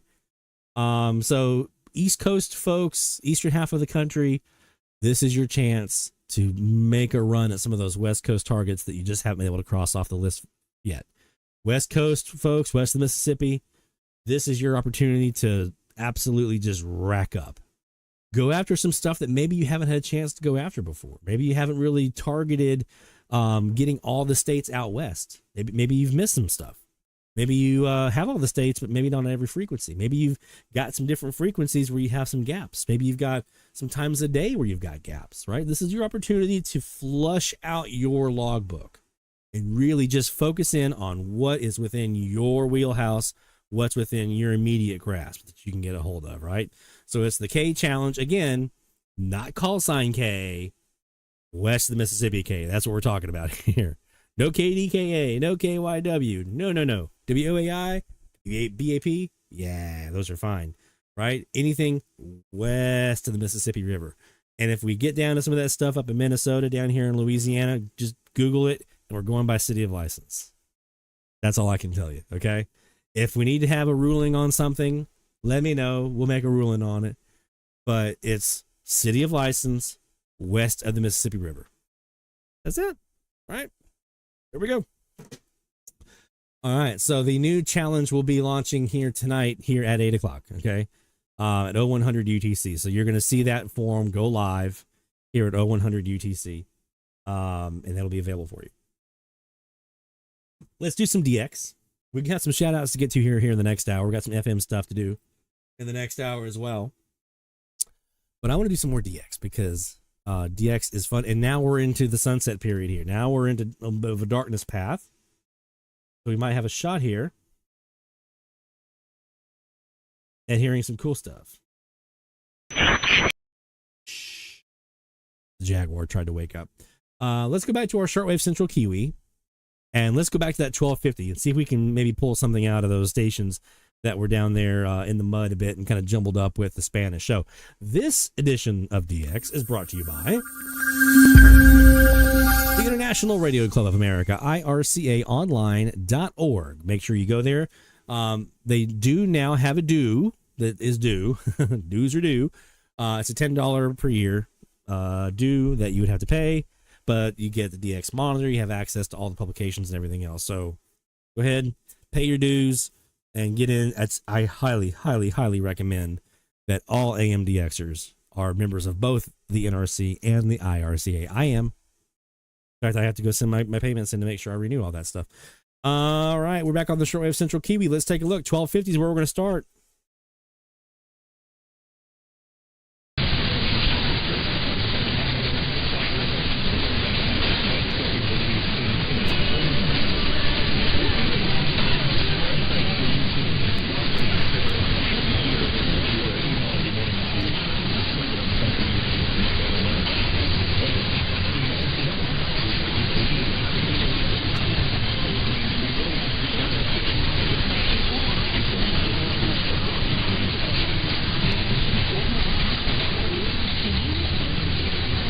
Still pretty muffly. Let's check some of the other frequencies that we don't have, that we only have US stuff on. 1290 is my next one. We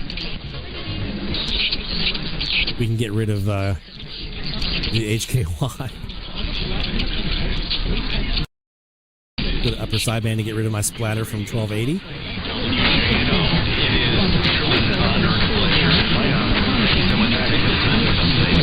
Thank you very much, man. It's a great area. You know, I love it. And you should. JNO, that's They should be great. West Palm Beach. I do every once in a while, and I say, boy, Brian's doing pretty well. Huh? What are you doing? The Brian Mudd Show. Weekday mornings, 5 till 9. Let me tell you something. You need to join AMAC, the Association of Mature American Citizens, right now. I'm not kidding. You care about your country, your freedom, and your hard-earned money. AMAC is the organization that fights. That's 1290 WJNO in West Palm Beach. Organization that's sold out to the radical left. AMAC stands for So that's good. That's on the South Wire. That's confirming we're in the right direction here. defending our Constitution. And listen to this. Right now, when you set up that 5-year membership, Looking on my maps, there's not much down south of us in Mexico down on this frequency. Let me go ahead and pull up on the on our Kiwi here.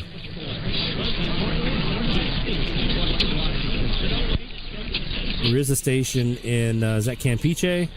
That's only a kilowatt though.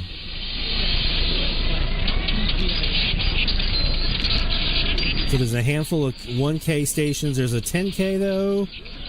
2 10Ks on the west coast of Mexico we could chase after if we had that other.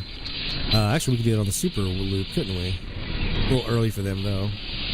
Nothing in Cuba, nothing in Hispaniola. There's some stuff down in Colombia, but it looks like that's pretty weak. 1 kilowatt, 5 kilowatts, the biggest one down there.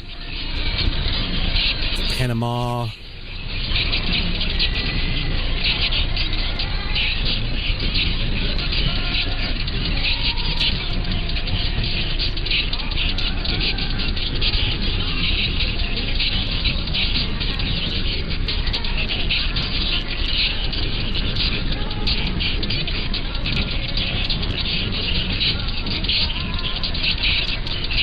Okay, those 2 West Coast Mexican stations actually aren't there. I was looking at my turtle from 2021. They're no longer there. So the only one that's there is a 1 kilowatt station down in Juarez. It's down further past Mexico City. Probably not going to hear that one here. So 1290 is going to be a tough sled for us to get anything international. That doesn't mean we can't try.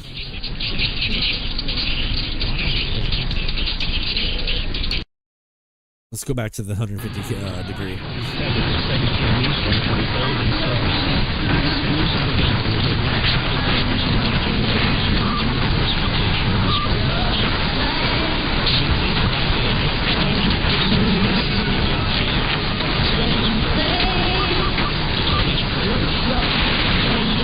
Another frequency here that we could look for is 1300.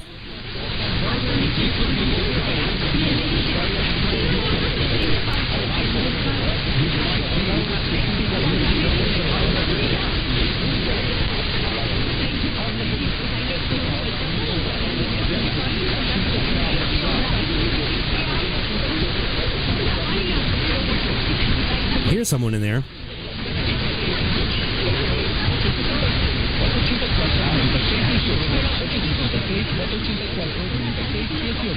Escucha bien, represento a Low Cost Airlines. Sabemos que ahorita casi nadie está viajando. Sin embargo, si necesitas viajar entre ahora y finales del año, el mejor momento para obtener los mejores precios es hoy. Las aerolíneas prácticamente están regalando sus vuelos. Ahora volar es más barato que conducir. ¡Qué locura!, ¿no? Tenemos ofertas internas en más de 500 aerolíneas. Por ejemplo, encontramos vuelo de ida y vuelta de Seattle a Las Vegas. I'm pretty sure that's Nashville. De Chicago a Atlanta por 85. De Los Ángeles a Atlanta por 100. Por supuesto, hay algunas limitaciones. Las aerolíneas necesitan su negocio ahora mismo.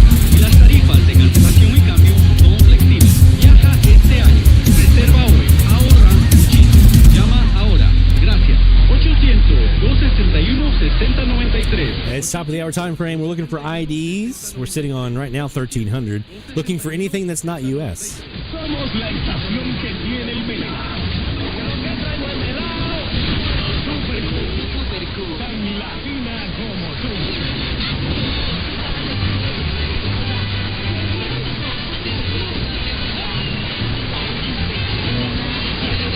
Okay, that's not WNQM in Nashville, actually. Oh, I know who this is. This is Temple Terrace, Florida, WQBN. That's who that is.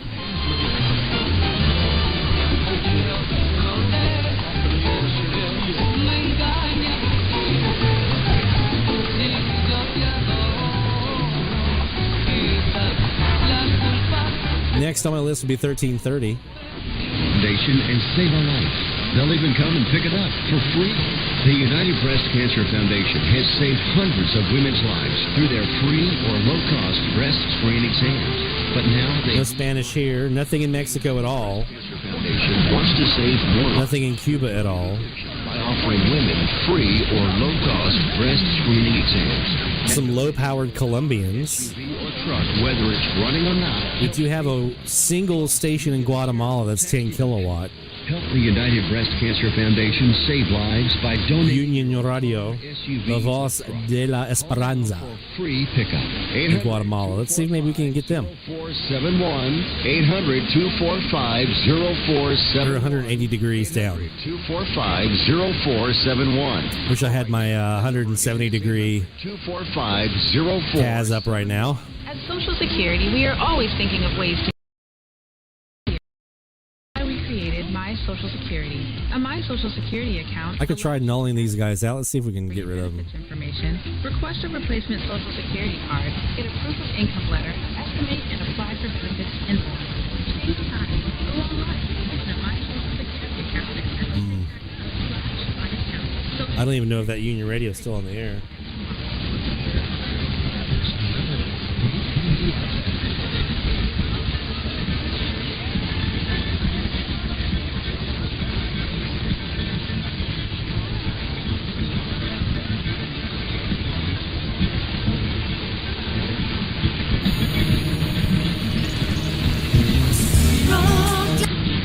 That's. I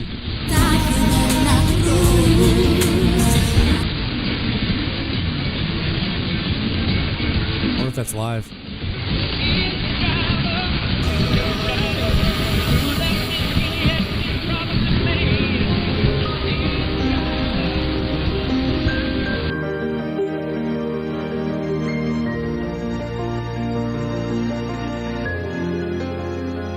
Let's try this, see what we have over here. En el progreso y el nororiente de Guatemala, en la 105.5 FM, conectan con la esperanza en Dios.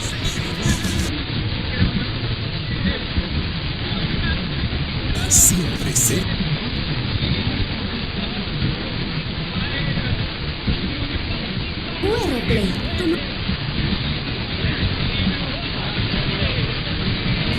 En el interior del país.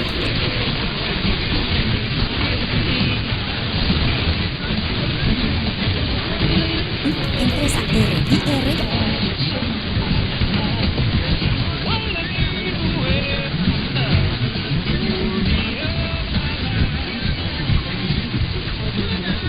Contáctanos.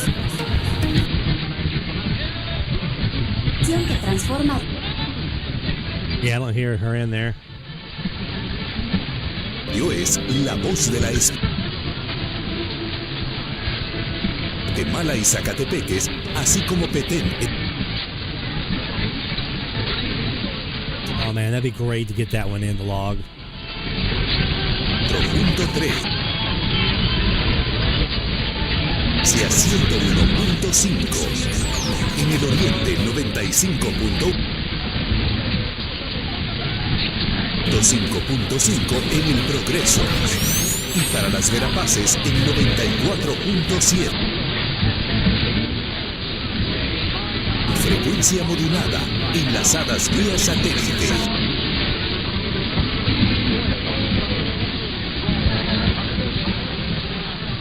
A Hope Radio Interamérica y Radio Mundial Adventista.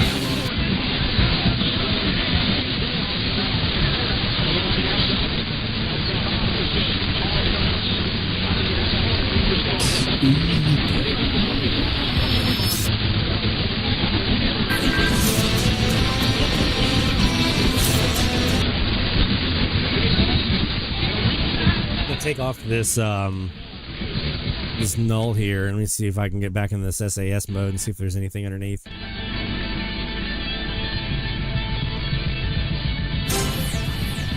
Estamos comenzando.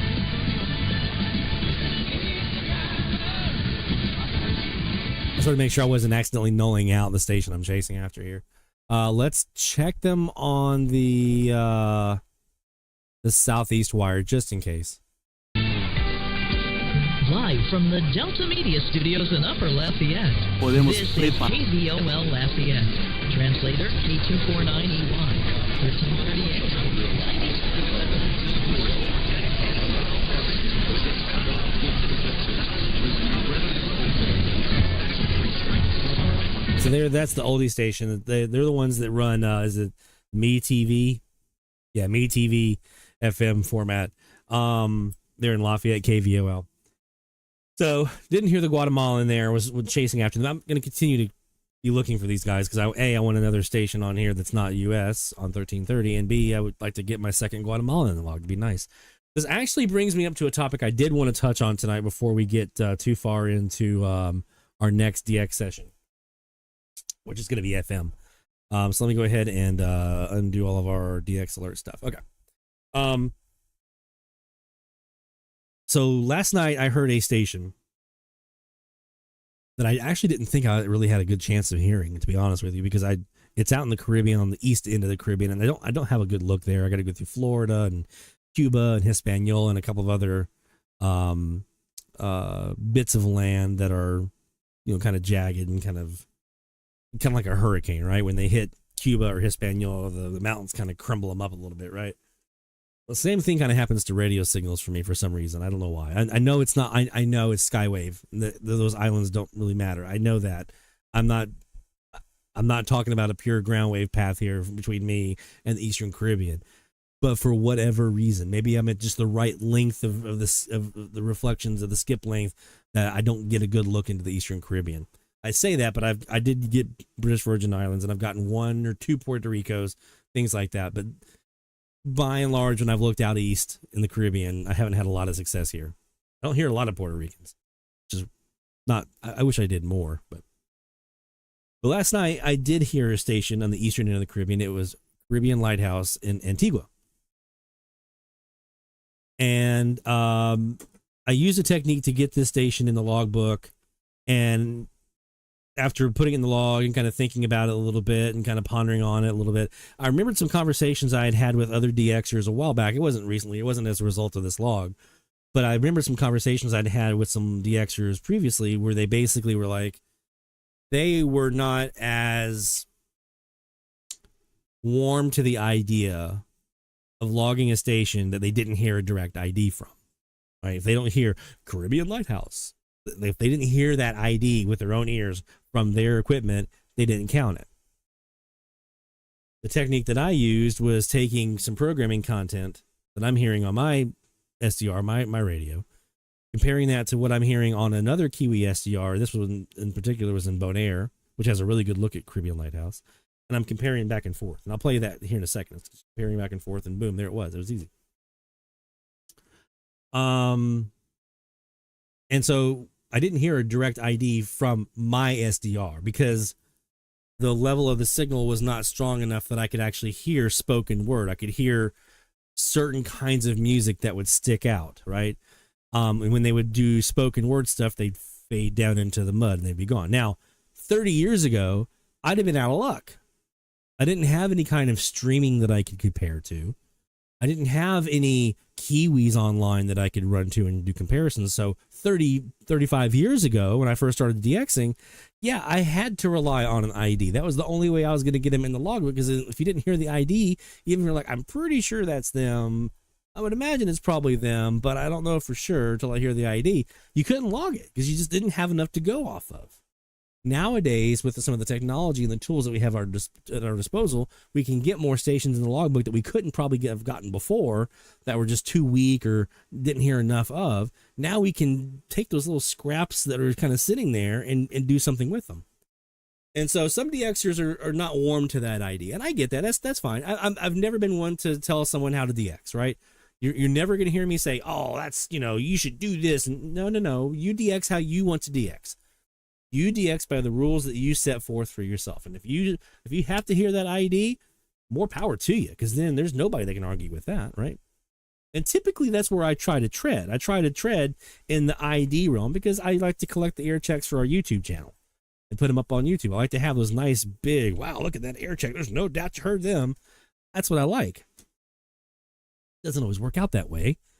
And if I have any hope of getting some of these rarer stations, sometimes I have to rely on these other techniques to do so. And this is one of those times. So I'm going to play you this clip here and show you what I'm talking about. This is last night. This is Caribbean Lighthouse in Antigua. And this is, you'll see two SDRs, our Kiwi, our shortwave central Kiwi on the left, the Bonaire Transworld Radio Kiwi on the right. And I'm kind of going back and forth, and you'll see the little speaker icon if you're familiar with the Kiwi. When the speaker icon is purple, it's muted. So you're not hearing audio from that particular Kiwi. When it's green, you are. So you'll see the one on the left will be green for a bit, and then the one on the right will be green for a bit. So you're going back and forth and comparing. And it's blatantly obvious that it's the same station. Now, there are caveats to this that I will get into after I play this clip, that I will say, generally speaking, I don't do this unless it's in a very specific type of situation. And this was one of those specific type of situations. So I'll explain that to you here in a second. Here is the clip in question, though.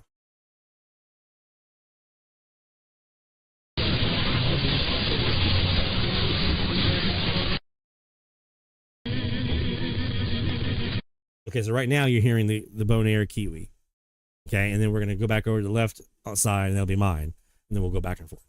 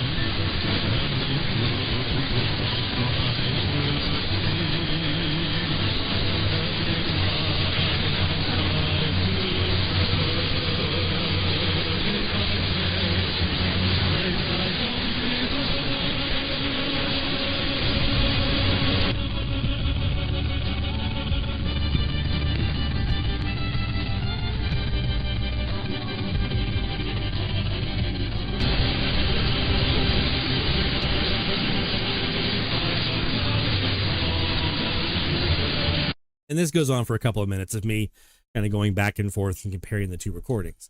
So it's clear, right?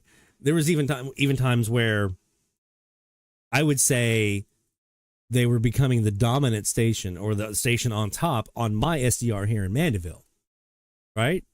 So even here, it was easy to clear. Now, if they had been transmitting at that time, doing that little vocal part, when they were at their strongest, if they had been transmitting audio and spoken word and said, you're listening to Caribbean Lighthouse, there's no doubt I would have gotten that ID, but they just weren't at that time.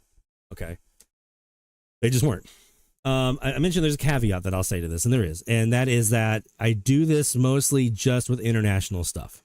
I don't do this as much with U.S. stuff. There are exceptions to that, but my concern with the U.S. station is that everything is networked and syndicated to the point where just because you're hearing this song on this station doesn't mean that the song you're hearing over here that's playing the same song is the same station.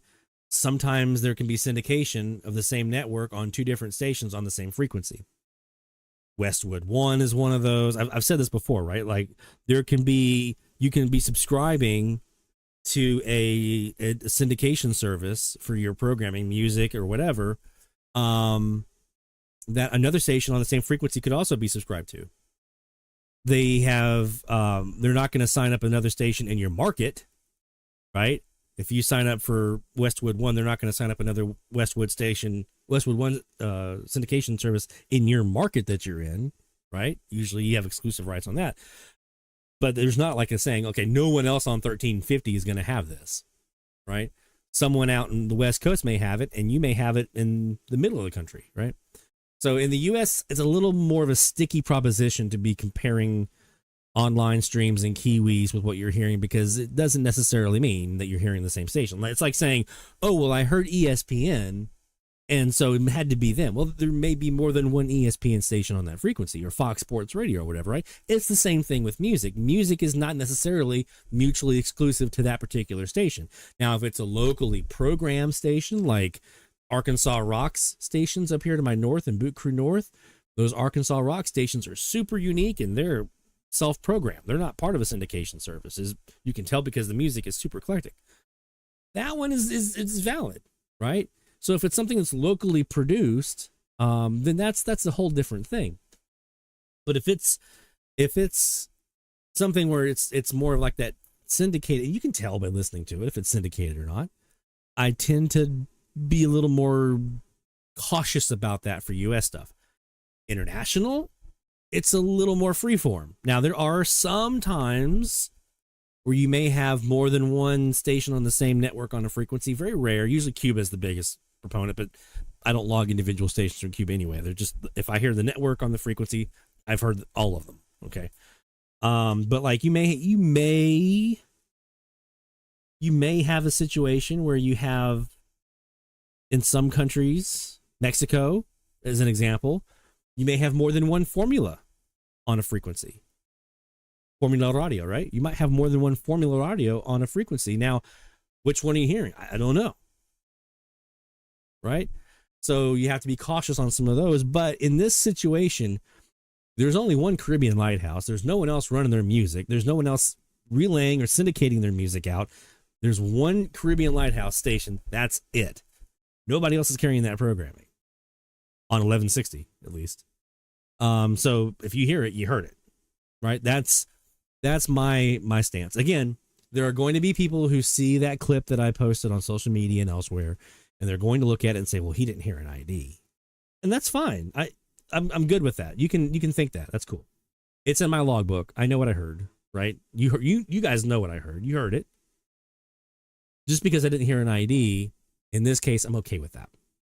Would I rather have an ID? Yeah, because I want that on my YouTube channel. I want to have that Caribbean Lighthouse ID. I captured it on the, I recorded their live stream for a little while, and I recorded the Kiwi for a little while, so I could do some comparisons, and I ended up not needing it when I got to my, let's see, here it is. This is the recording I did of their Kiwi Bonaire with the, I am the God of your father. The live stream. This also brings me to another thing that I want to mention. So you'll see here on this recording that I did, I pulled up the Bonaire Kiwi, and I'm just recording it with my Bandicam, right? Here it is. I'm not even showing you my screen here. So this is my Bandicam right here, right? So I'm recording with Bandicam, and you'll see this is my screen that I have up here for the Bonaire Kiwi that I'm recording. One of the things that I have learned to do is I have downloaded an app for my computer called Alarm Clock HD Plus. Okay. That's what you see right here. And the reason I did that is because it gives me hours, minutes, and seconds. And I can put it on my screen that I'm doing whatever, like the live stream I'm recording or the Kiwi I'm recording or whatever it is, I can put that on my screen. It makes it so much easier, so freaking much easier to match up that to my recording that I'm doing in SDR Sharp or Console or Jaguar or whatever. It's because that's my computer time, and so is the SDR program. It's using my computer time, so it should be exact to the second the same. So if I hear something on here, like especially if I'm doing a Kiwi, because those Kiwis are in real time. Sometimes the streams are a little bit delayed, but the Kiwis are in real time. So if I see it happen at 22:44:04 on the Kiwi in Bonaire, and I listen on my SDR here and I got it at 22:44:04, I hear the exact same thing. Guess what, bub? You got yourself a match. And it's time synced, and you don't have to do any extra work to make that happen. So I am a big proponent of downloading this little app here, Alarm Clock HD Plus, or if you're using a Mac or some other computer, you can find another program, I'm sure, that will give you hours, minutes, and seconds. There may be some other apps that you prefer, that's fine, but get something that you can put on your screen and make it super big and easy to see, and that way you can run it up against your recording later on that you did in your SDR program for easy comparison, and then you're all set. Okay? We're going to get to some FMDX here in a minute. We're going to do a shout out real fast, though, first. Let's get to a couple of shout outs that have come in here, so let's do those first. Shout out loud, hear the call for every single big or small, from AM to FM to C to C. We celebrate the ones who slag the IT. Shout out loud, let it be known, you're never DXing all alone. Through the static we found our way. Shout outs making waves today.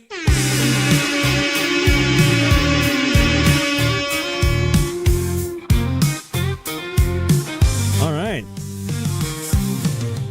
This is interesting. So I've got a couple of shout outs that have already come in that were being submitted to the shout out form, but I just found something as well on the Slack channel that I'm going to read that has not been submitted yet, but I'm going to go ahead and read it because I'm sure he will submit it and it deserves recognition, and I don't want him to have to wait a week for that. We're going to go ahead and honor him here.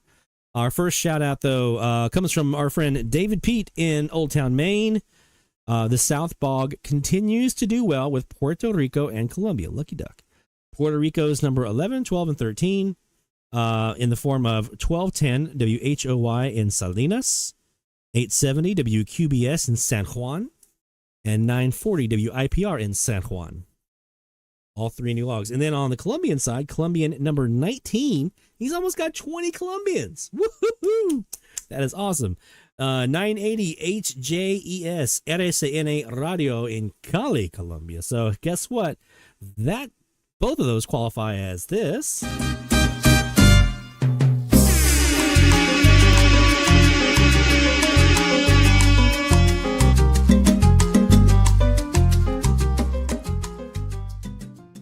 And also the log saw. We're going to saw some logs there for you. Congratulations, David.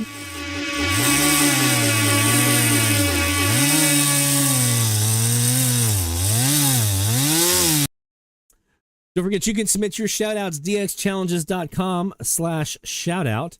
Now, obviously, as of right now, is it this one? No, it's this one. Yeah, there we go. Let's turn that off. Right now, if you submit it, it won't be read tonight because we're recording this ahead of time. But we'll get it into next week. So dxchallenges.com/shoutout. We'll get your shoutouts in for next week. You don't have to be registered on the website to submit a shout out, but it's probably not a bad idea that you go ahead and register. That way you can take part of our fun challenges like the K Challenge that is now underway for stations with the city of license west of the Mississippi. Okay. Well done, David, my friend. Very good luck with those Colombians and the Puerto Ricans, man. Very nice. 13 Puerto Ricans. I never even had that many when I was in Charleston, dude. Carl DeWitt in Tennessee. 5 new stations so far this week. 1390 WJRM in Troy, North Carolina. 860 WACB in Taylorsville, North Carolina. 1450 VAM, sorry. Yeah, VAM in Parkersburg, West Virginia. And WLEC Sandusky, Ohio. WAOB 860 in Millvale, Pennsylvania. That brings his totals to 999 stations. So we're going to take a pause right there, and we're going to give him the log saw for the 5 new ones.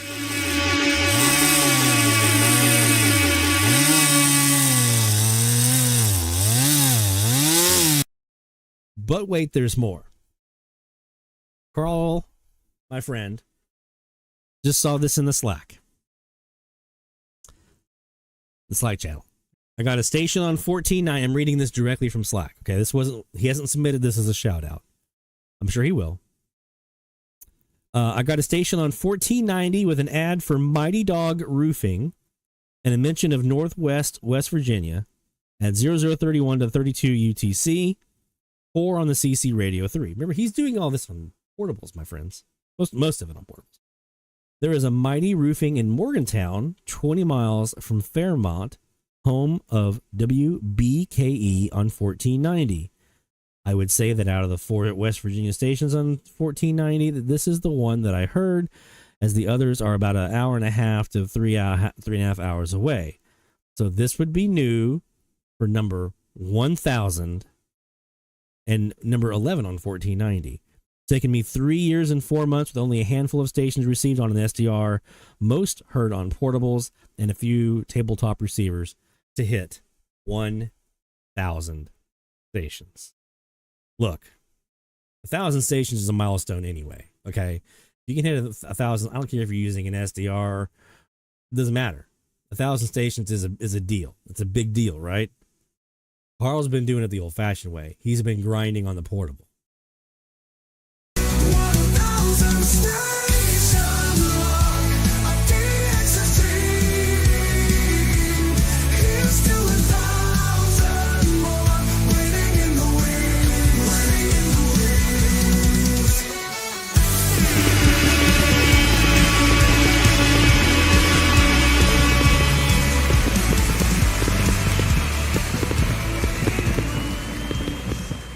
Celebrate, homie. Big celebration for you, my friend. We're going to get you some extra. 1,000 stations, man. Especially the old-fashioned way, grinding it out on the portable like that. Kudos to you, man. Kudos to you. I never hit 1,000 until I got an SDR, right? I'd never gotten close to 1,000. I'd never gotten over 700. Even in Brasstown, when I was like DXing like crazy with a Kiwa and a Drake R8 and my Sonys and my GE Super Radios and all the stuff I was using back in the 90s, I don't get to like 600 and something. Okay? My man here just cracked 1,000. I think we need to cheers. Cheers, my friends. Well done. Big ups, big prop for our friend Carl up in Tennessee, my friend. Well done. Big congratulations for you. All right, let's take a quick break. When we come back, it's FM time. We're going to transition from AM over to FM time and do some great DX on the FM side, talk about some Tropo, look at the Tropo forecast, and all kinds of stuff. So, don't go anywhere. More DX Central Live is coming your way. DX Central, because we're all about radio. Visit us at dxcentralonline.com or check us out on YouTube. Search DX Central. DX Central Live is brought to you in part by...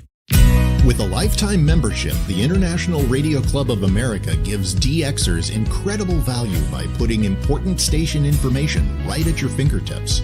The club's e-publication, the DX Monitor, includes DXer loggings, station information updates, international loggings, and more. Other club publications include the IRCA Mexican Log, a must-have resource for any DXer that chases stations from Mexico, the TIS HAR list, the IRCA slogan list, sunset sunrise maps, and DXer technical guides. The joint IRCA-NRC email reflector and groups.io group is a hub for real-time DX conditions, station news, and DX-related conversation. For more information, visit ircaonline.org. That's ircaonline.org. From long wave to satellites, medium wave through HF, ham radio to scanners. If you can DX it, the Spectrum Monitor has you covered. Editor and publisher Ken Reitz has assembled a who's who of radio writers to share their knowledge and expertise from a wide range of DX-related topics. Each month, the Spectrum Monitor's columnists dive into their specialties to give readers tips, tricks, the latest news and station updates, and more. The Spectrum Monitor also provides a monthly assortment of feature articles that give in-depth insight into the past, present, and future of DXing. You can get a full year of the Spectrum Monitor for only $24. Individual issues from the current year are available for $3 each. You can also purchase previous years of the Spectrum Monitor in their entirety for as low as $12. For more information, visit thespectrummonitor.com. That's thespectrummonitor.com. For more than 90 years, the National Radio Club has been at the forefront of providing DXers with the latest in station news, DX-related technical information, and reception reports from DXers around the world. The NRC's AM radio log, now in its 45th edition, is the most expansive and detailed resource of station information for U.S. and Canadian radio stations that is available in any format. The club's publication, the DX News, is available in both print and electronic format and provides the latest information on call letter and format changes, construction permits, and other information to help keep DXers informed of the latest updates they may hear on the air. For more information, visit their website at nationalradioclub.org. That's nationalradioclub.org. Through crashes of static in quiet hours, we listen. In languages we can scarcely understand, and of places we have only visited in our dreams, we listen. Incessantly, we perfect our array of aerials, receivers, and resources. We refine our skills and our techniques so that we might listen. We are DX Central, and we're all about radio. Visit us at dxcentralonline.com or check us out on YouTube. Search DX Central. Keep up with DX Central. Follow us on Twitter at DX Central.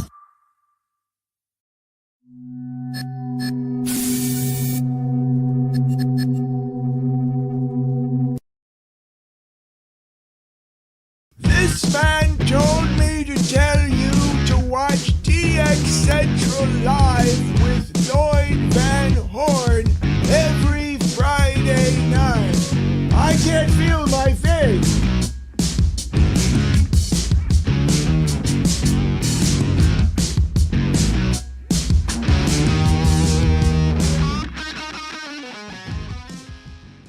Yo, two boxers in the park, arguing after dark, hog periodic in hand, talking bands across the land. But the Yaki got the mic, pulling stations late at night, dialing up the distant sound, arguing tech all around.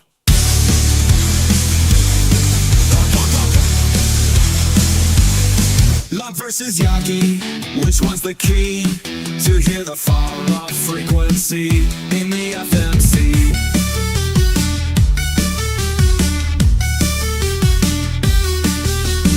From the DX Central North Shore Studios, this is DXC Live. Now here's your host, Lloyd Van Horn.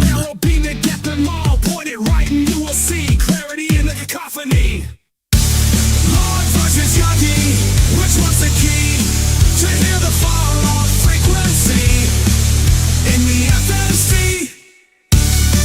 It's DX Central Live from the North Shore Studios here in beautiful Mandeville, Louisiana.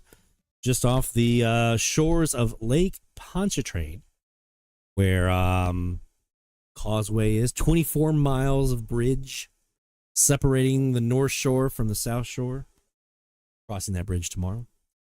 All right, let's talk some FMDX. I mentioned, speaking of the lake and Southeast Louisiana, one of the things that we have going for us down here is that we have a nice little engine called the Gulf of Mexico that gears up for, I said Gulf of Mexico, that gears up tropospheric ducting conditions for us, especially in the springtime where we get these little tropo openings that allow us to hear from Texas to Florida and Alabama to Mexico and Louisiana to Mexico and Florida and all these other, the whole thing is just a big, nice big bathtub that we're all kind of like, hey, look over there, I got a radio station from the Keys or whatever, right? So we are sitting down here right now in the beginning of Tropo season in the Gulf area. And so we had an opening here this last week. We're going to look at that here in a few moments and kind of see what we caught and how that went down. But first, I want to take a look at the Tropo forecast because I think it's important for us to keep an eye on this and kind of know what's heading our way should anything be rising. Now, if somebody could, since we're recording this on Thursday, this is normally where I would drop in the link for Bill Hepburn's Tropo forecast site right up here into the chat. So if one of you can grab Bill Hepburn and his website, it's DX Info Center, Center RE, DX Info Center /tropo-.html. If one of you can drop that link here into the chat for us so that our friends watching along and following along here on the chat can also check the Tropo forecast. Bookmark this thing. You're going to want to have it bookmarked. All right, so as I'm recording this right now, it's Thursday night, so we're going to start from that point and work our way down. Now, I'm going to skip ahead to, let's see, this would be 0100 in Saturday. Okay. So what have we seen here, basically, since I'm recording, between when I'm recording this and when you're watching this on Friday night? So right here, this is a front has come through, came through last night. A cold front came through, and it's cooled everything off. Our temperatures have come down. A large part of the southeast has kind of cooled off a little bit. That is a killer of Tropo, right? Cold air kills Tropo because unless you have warm air aloft, cold air usually comes, normally it's going to be sinking. Cold air sinks, so it's going to come down from the top layers down. So in most cases, you would have cold air all the way down. That kills Tropo because you need a imbalance where it's cooler at the surface and warmer aloft. That's the typical engine for tropospheric ducting, because normally it's warmer at the surface and it's cooler up top. Normally that's how it usually goes. It gets colder as you go up. Well, if you have a little layer of warmth above a cooler layer down below at the surface, then you get this inversion layer. Now you have this little area where instead of an FM signal going through the screen and going up into space, it reflects back down along the duct. And that's how we get these longer distance propagations on FM via tropospheric ducting or tropospheric scatter or any form of tropo that we get here because of these kinds of inversion layers. There can be a number of different things that create these inversion layers. Fronts are one of them. If you have like cool, like I said, right now it's kind of cool, but if we get a little bit of warm air that comes in over top before it has a chance to warm up down here at the bottom, we're going to get a temperature inversion, and now we're going to get some tropo, and you're going to see that here in a second actually start to develop over the next day or so. So right now you'll see here at the very bottom of this map right here on the East Coast, this is the front right here that pushed through and it's kind of cleared everything out. So see how there's just nothing because the cold air has kind of come through and cleared it all out. But that's going to push through, and then as we get into now, this is let's see, 1 o'clock in the afternoon on Friday. See what's starting to happen here? That cold air is kind of pushed out. Now the warm air from the Gulf is starting to kind of push back inward a little bit because the Gulf is just warm. Right, all that convection that we're getting from the sun heating the waters of the Gulf, and it's going to raise up, and that creates clouds and things like that. That also pushes that air, that warm Gulf air north. Okay, so you start to see this start to creep up towards the Gulf states again, right? And it's right now mostly confined into the Gulf waters. But as we get into Saturday morning, now this is back for you guys watching live. Now we're talking about 300 UTC Saturday morning. So we're talking about an hour or a little over an hour from now, hour and a half from now, when you're watching this on Friday night, we're talking about that Gulf Tropo starting to push inward a little bit, okay? And I know that you guys who are not getting the Gulf Tropo are like, well, I don't care if it's not me. I'm doing this as an opportunity to show you what the map is actually showing me and how I'm interpreting that, so that if you see this kind of happening for you, you know what to look for, okay? So, now we're getting into, this is about 7 o'clock in the morning, Saturday morning. Now we're really starting to get a push. And if we look on our intensity scale, it's pretty light. It's mostly fair to moderate. So it's not super, super duper strong, but it's enough that we might see some enhancement, some moderate enhancement here on the immediate Gulf Coast. So I might be able to see into Beaumont, Houston, maybe a little bit further in, probably over towards Mobile and the Panhandle in Florida, which is kind of typical what we usually see, what I did see earlier this week. This is kind of a typical Gulf Tropo opening, routine, nothing extraordinary, right? Then the daytime comes around, the daytime heating comes in, it evens out that layer. Now we have heating at the top, we have heating at the bottom, and now it's kind of clearing out that layer, and we no longer have tropospheric ducting because everything is even, right? Then we get into the evening hours, that sun goes away. Now it's cooling off at the surface, but we still have some of that warmer air aloft, and look what's starting to come in. Now we're talking about a tropo opening that's a little more into the strong to very strong category as we see these yellows and oranges start to show up. Now we're talking a little bit stronger tropospheric ducting, and you start to see paths opening up, like this path here from East Texas down towards the border. Like we're talking about from here where I am, in southeast Louisiana, back inwards, eastwards towards the Florida Peninsula. Maybe we make it down there, maybe we don't. I can actually expand this because there are different maps here. If I go to the Gulf Caribbean map up here at the top, let me see if this expands down into, where was I? This was 1200 Saturday. Then we get into, yeah, it's about 0600. It's about 1 o'clock in the morning, Saturday night, Sunday morning. You'll see here now this path is starting to open up down here into towards the Keys, maybe starting to clip into Cuba a little bit. I haven't gotten Cuba yet, by the way. That's the top of my want list right now is Cuba, for FM. And then you start to see this kind of push in a little bit. Now we're back to 700 UTC, 7 o'clock Central Time, 7 o'clock Central Time. Yeah, 1200 UTC, 7 o'clock Central. I'll get it in a second. And then you're going to see this start to burn off again because what's happening again, the daytime heating is happening. It's killing some of those layers. But now it's 12 midnight UTC, Monday night into Sunday night and Monday morning, which would put this around, 7 o'clock in the afternoon, evening. Now we're starting to see that push come back in again. We also have another little front coming in down here. We're going to pull this, zoom back out again as we get into the rest of this forecast. We're going to zoom back out in the eastern half of the U.S. and see how this plays into the rest of you all. That front pushes through, and it's not really a strong one because, look, that's all still, it's not clearing anything out. It's sticking around. Now, as we get into like Wednesday of next week, this is a full week out. That's just, it's too far for me to really put any credence behind it, but there's a possibility we could see some more tropo. It's not seeing anything clearing it out. No fronts coming through, no big cold snaps or anything like that to clear it out. This is keeping some warmth in here into the Gulf down here. Now let's go up here and take a look at, put this here, Eastern North America. So we're back to Eastern North America, and we are now at 300 UTC Saturday. So this is right around, like I said, about an hour and a half from when you're watching this on Friday night. Let's see what happens. We see the cold front that's now cleared out. Things start to develop off the East Coast a little bit. We see something here, maybe stretching up into New England, possibly just offshore. Nothing really kind of developing in here, but here comes that cold front that we saw. Now we're seeing something right along here into Arkansas, up into Missouri, Illinois, Indiana start to stretch, and now it's starting to strengthen again. So now we've got parts of Arkansas, we've got Tennessee, we've got Mississippi in here. Now, what have we talked about before? It's not just the people who are under this right here.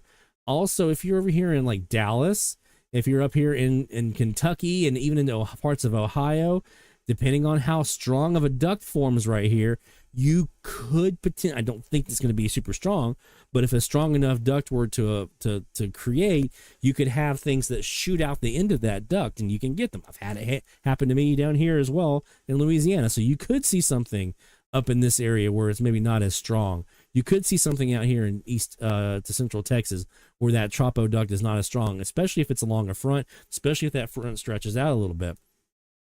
And again, right here in the mid-Atlantic area, you see a little bit something right here off the coast and right in coastland areas here of North Carolina, parts of Virginia, maybe down into like Myrtle Beach down in this way. Now that front's pushing through. Now look at this. We're stretching all the way from basically Kentucky all the way through Texas. These are all places. Now that doesn't mean that Kentucky's going to hear Texas. It just means that you could have some enhancement here in like parts of Kentucky, parts of Tennessee, down into maybe Mississippi, maybe down into Arkansas or Louisiana. It just depends on how strong that duct actually does form. And then we see that front start to come in here and push some of that stuff out.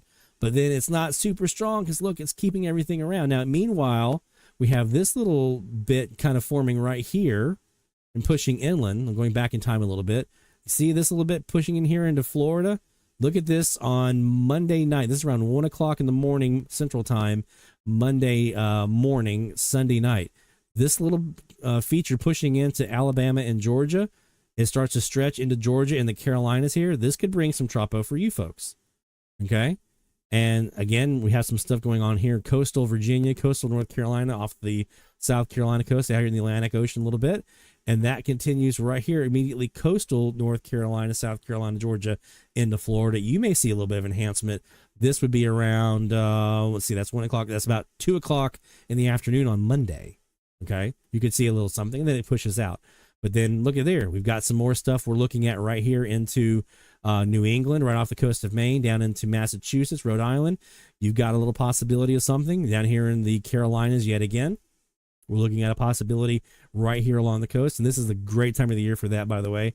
March on the coast of the Carolinas is it's tropo season. March and April, super big tropo seasons down there. We have a little feature that's right here up in Tennessee, parts of Alabama, Mississippi, into parts of southwestern Kentucky. You might have a little bit of a moderate to fair tropo right in here. Texas, as always, has got something cooking, it seems like. Other than that, I'm not seeing a whole lot. Don't see a lot in the Great Lakes area, not a whole lot up northeast. I know they had a little bit of a tropo opening earlier this last week. Keeping an eye on them. We do have, here we go, Wednesday morning, that mid-Atlantic coastal down into the southeast. The Carolinas down to Florida, that engine starting to kind of crank back up again as we have that front push through. And there you go. But again, that's like a week out, so I wouldn't put a whole lot of faith in that just yet. All right, so that's what we're looking at from a tropo forecast. So hopefully some of you might get a chance to see. Let's just, we don't usually see much out here out west, but let's just double check just to make sure. I don't want to forget about our folks out west. Let me see if anything is going to push in here and catch our eye. Texas has a little bit of blow up here. Keeping off the coast, there might be a little bit of inundation here Monday night, Sunday night, Monday morning rather. Oh, here we go. We have a little bit of a duct pushing in here into California. This is 1 o'clock Central Time Tuesday morning, so that would be what, 11 o'clock Monday night Pacific. So around 11 o'clock Monday night Pacific time, you might have a little bit of something here from Northern California down.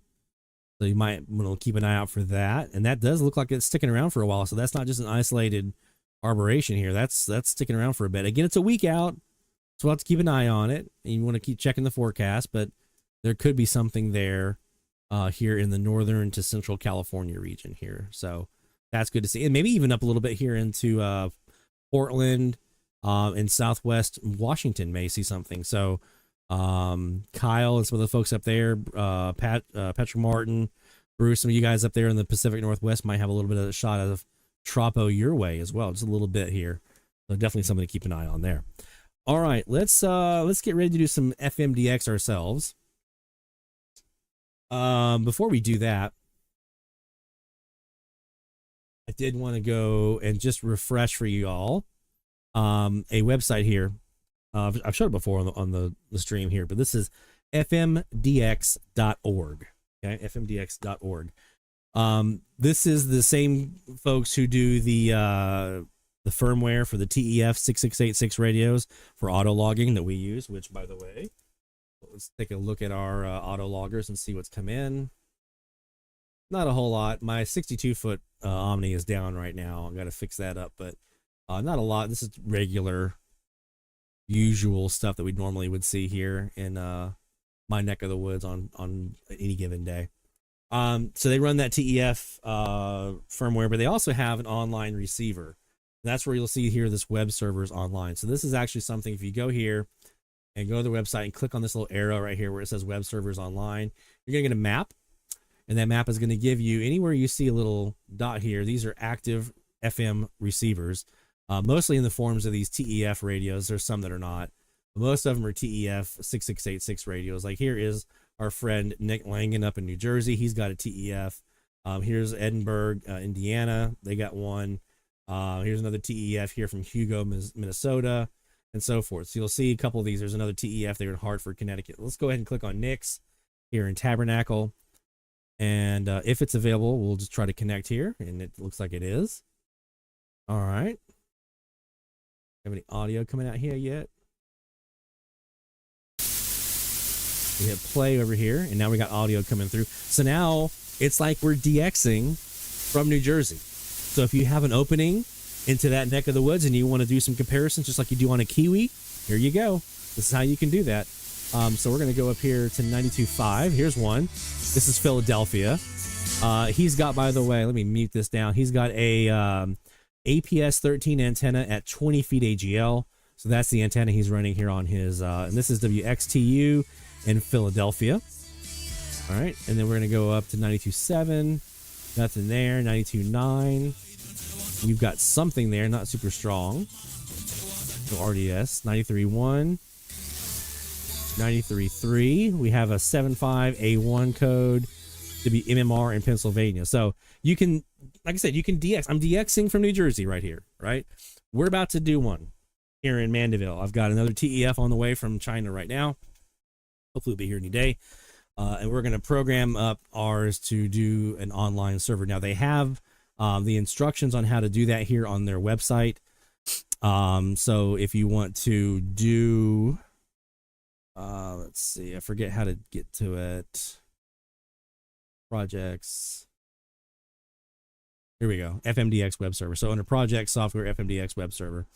And this tells you all this information you need to know for downloading the software and everything you need to do to get that going. And once we do it here, we figured it out, then I'll do a video on it here for DX Central on the YouTube channel so we can share that with all of you. But we're going to get one going up and running here. That way, if you want to experience Gulf Tropo when we have those events going on, if you want to see if there's an E-skip opening down in my neck of the woods and you want to take a look and see if you're hearing New Orleans stations, if you just like listening to WTIX 94.3 because it's a great station, guess what? We're going to have an FM radio that you can use for that. So thank you, Nick, for letting us dive into your radio tonight. I'm going to turn that back over for anyone who wants it. And you'll see here, right now, there's not a lot. There's a couple down in Florida. So we're going to have one right here in the New Orleans. But look at all this room that we have on this map that we would like to fill in. So please, if you have, right now, I'm going to be splitting my 9-element Yagi, the signal that's on that. That's going to have I just got them in the mail yesterday, a channel master splitter. And we're going to run one to my ELAD FDMS3 that I DX off of and record my entire band. And then the other is going to go to this new TEF radio. And that's going to be what you guys get to DX from is our 9-element Yagi antenna, which right now is only at 10 feet, 12 feet tops. Here soon, that sucker's going to be up around 33 feet. 33 feet. All right. It's going to be a beast. So I highly recommend, like I said, you can get one of these TEF radios for under $100. You can get the splitter for under 20, I think it is. That's not very much. I forget how much it was for each splitter. But you can get a splitter, split out your current antenna. It's not going to kill your signal that much. It's a 3 dB loss if you split it two ways. You too can have an FM radio available to make it something that others can DX from. So definitely consider getting yourself a TF radio, making it available here on fmdx.org so that we can all partake of the DX together. Sound good? All right. Now let's take a look here really quick. We are getting up on top of the hour here. So we'll be switching over back to AM here in a minute because I do want to see if maybe Caribbean Lighthouse is making its way back in tonight. I'll show you the technique that I used to grab them last night. But let's go ahead and do our ELAD FDMS3. We're going to put this up here on SDR console.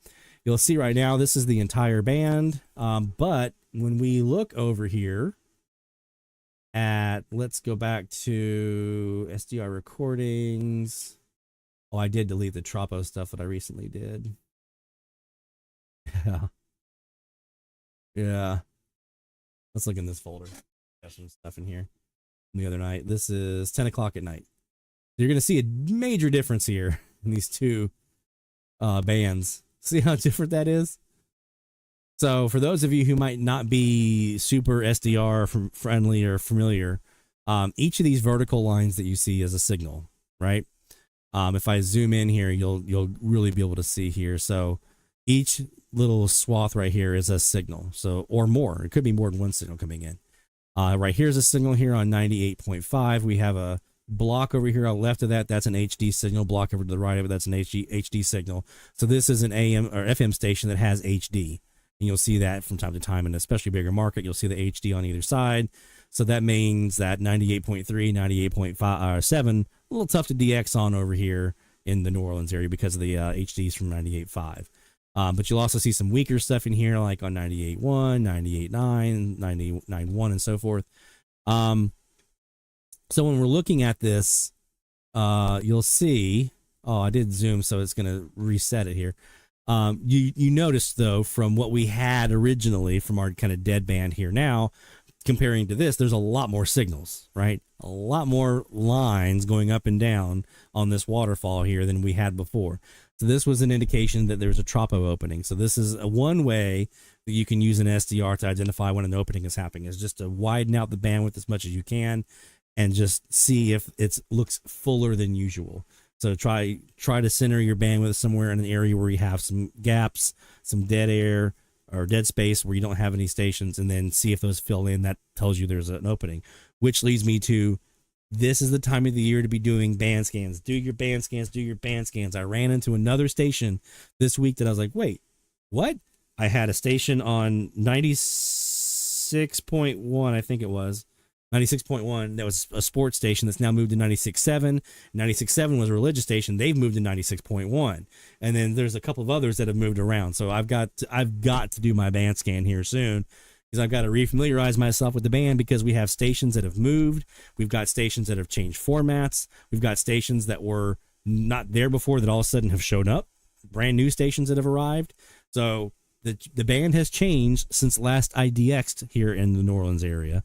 On FM, and so this would be a good opportunity for me to go do a band scan, and I can make sure that I refamiliarize myself. So you need to be doing that as well.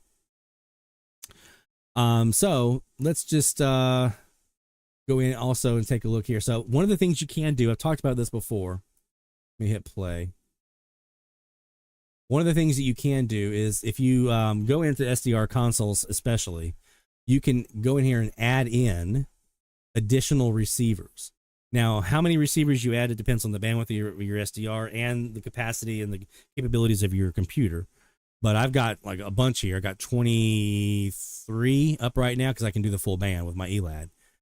So what this does is, every one of these receivers that you have running, it's constantly running. And as long as your bandwidth incorporates that frequency, it's logging RDS. So it's like another RDS autologger. And then that exports over into this database. So I'm here on the receive tab. And under broadcast FM, I go little pull down menu, go to database. And then look at this. This is all the stuff that it was logging when I wasn't even looking. So I just set it up and let it run and walk away, and it's auto-logging on those frequencies. So the frequencies that I chose are ones that are open or dead here in the New Orleans area. At least they used to be. And so it's constantly looking on those frequencies. So even though my auto-loggers, I have two, even though my auto-loggers are scanning the band, looking for stuff all the time, I can also, especially during an event-type season like eSkip, Tropo, I can just set my receiver up, open up those different receivers, virtual receivers in SDR console, mute them, let them run, and let them decode RDS coming in. And that's now a third autologger that I'm running. And so I've got 3 different autologgers that I can run at once because of that technology. Fantastic way to do FMDX. Love it. So, oops. So I definitely recommend that if you have a computer that can do it, and an SDR that's got at least 6 to 10 megahertz worth of bandwidth, find you some dead area, set up those additional receivers, and just let them roll. Yep. Find the area, find the portion of the band where you have the most open frequencies. Again, you need to do a band scan to find that out. Find that portion of the band where you have the most open frequencies and just see what it captures. All right. All right. It is basically top of the hour. So let's go ahead and fire that off. DX Central Live top of the hour alert.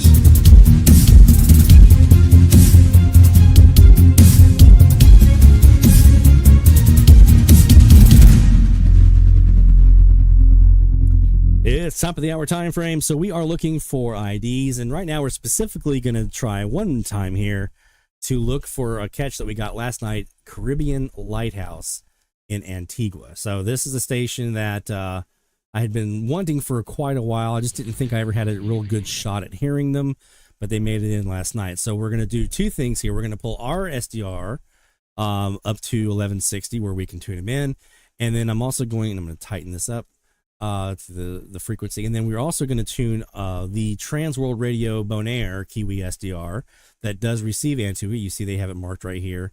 We're going to see if we can listen to them, get a sense of what the audio sounds like, then switch over to our SDR and see if we hear something similar. Ready? What I said to Kathy was true. At home before work, I was being told what the Bible says about salvation. It's going to be tough.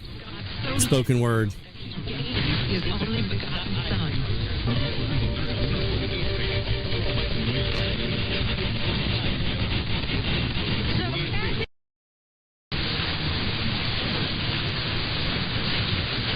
It's going to be really tough. It's going to be super tough pulling that out. It's going to take some music probably.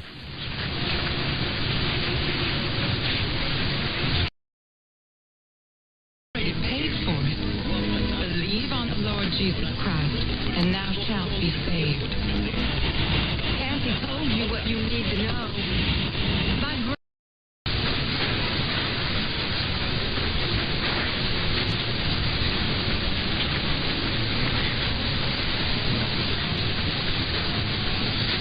That's a tough one.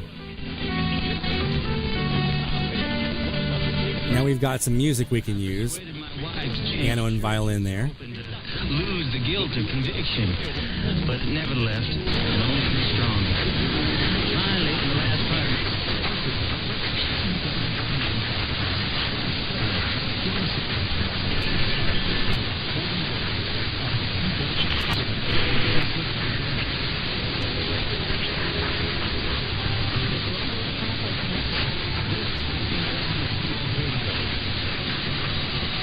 that's interesting.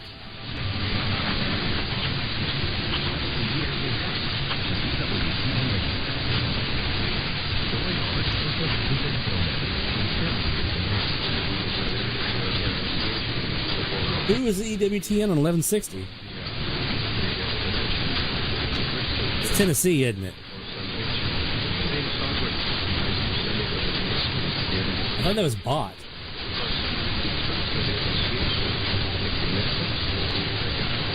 Ah, there's WCFO in Georgia. That's who it is. East Point. There's also a Gaithersburg, Maryland, though I doubt it's them.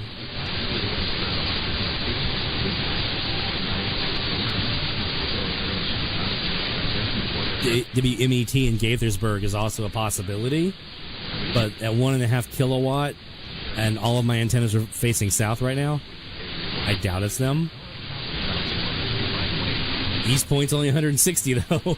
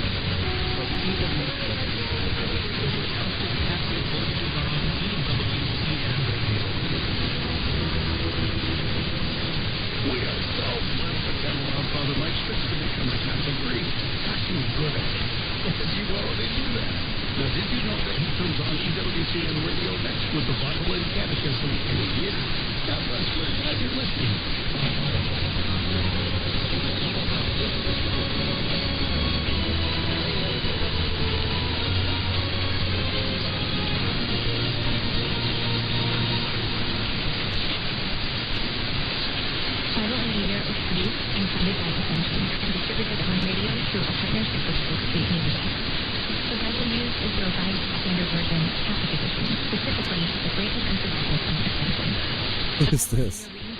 I didn't hear like a station ID. I heard the EWTN all over the place.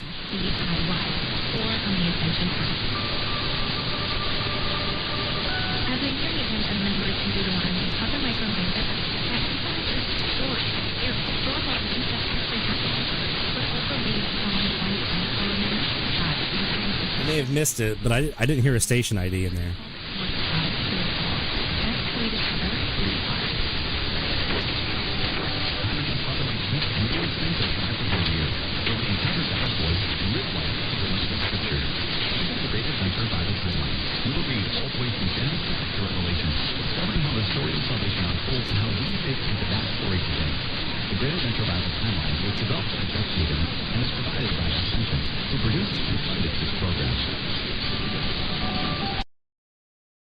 Here is Bonaire.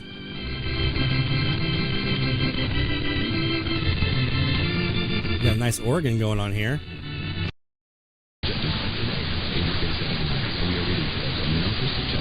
See if we see that signature here on the waterfall trace. I don't.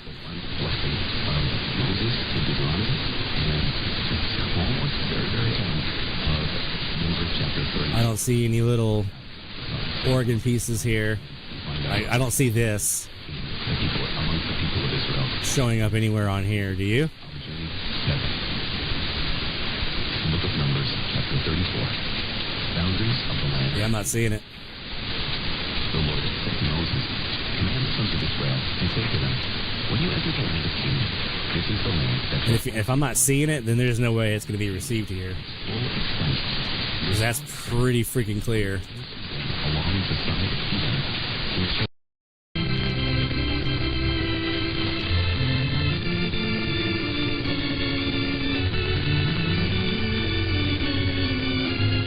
There may be a snippet or two in here. And a little bit right in there. Maybe.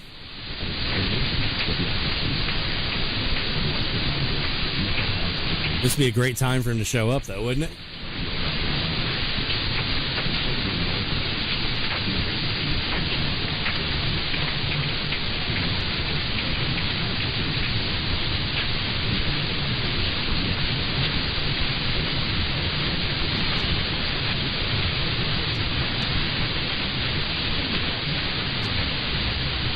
Yeah, I'm not seeing him. Oh well. Well, what's that? What's this showing up here?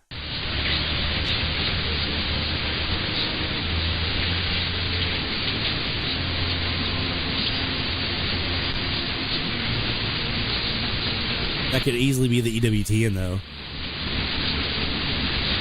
Yeah, see, because they've stopped. So the lighthouse isn't even doing the organ music now when it shows up. So that's got to be the EWTN. That's right there. So no Caribbean Lighthouse tonight.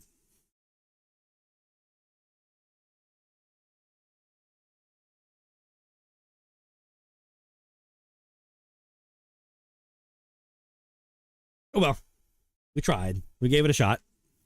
And that's one of the things. So much of DX success, and I don't like to admit this because it makes it sound arbitrary. It kind of is. So much of DX success is luck. It's being in the right place at the right time when that condition happened. Like last night, I was looking on 1160, not for the lighthouse. That's not what I went there. I went there looking for something not US. Didn't care what it was because I had identified that as a frequency that I only had US stations on. So I was going through my list and I'd already gone through a couple frequencies and I got to 1160. I'm like, let's try this out.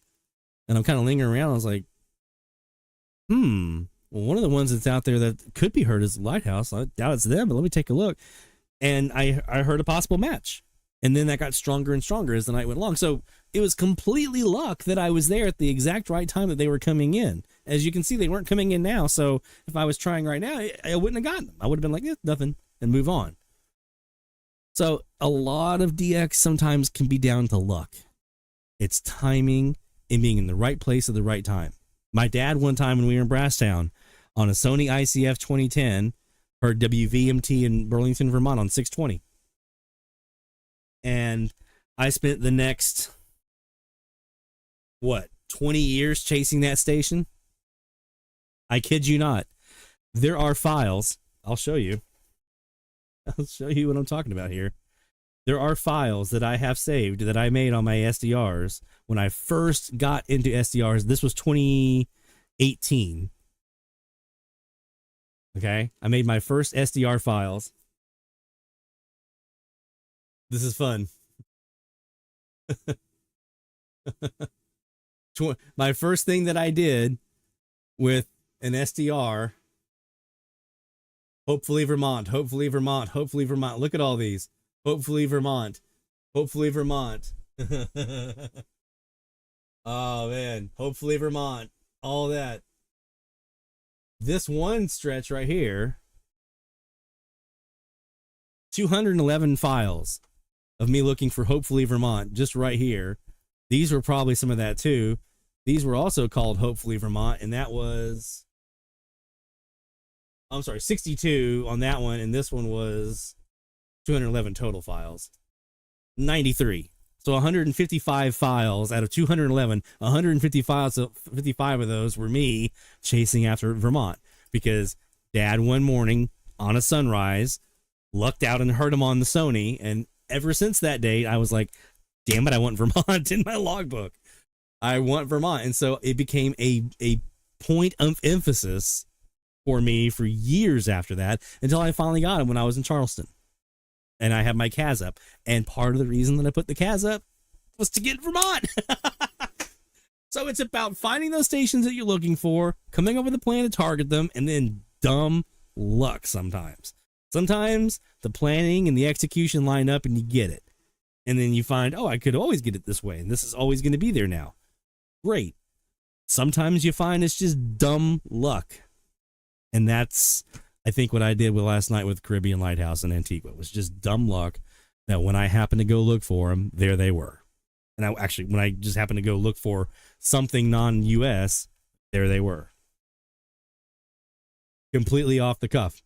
All right, so medium wave frequency challenge, the K challenge, city of license west of the Mississippi. It's not the call sign K. Doesn't, not just call signs that start with K, because ADKA and KYW don't count. Okay. Anything west of the Mississippi based on city of license. That form is now open. Go forth and plunder, my friends.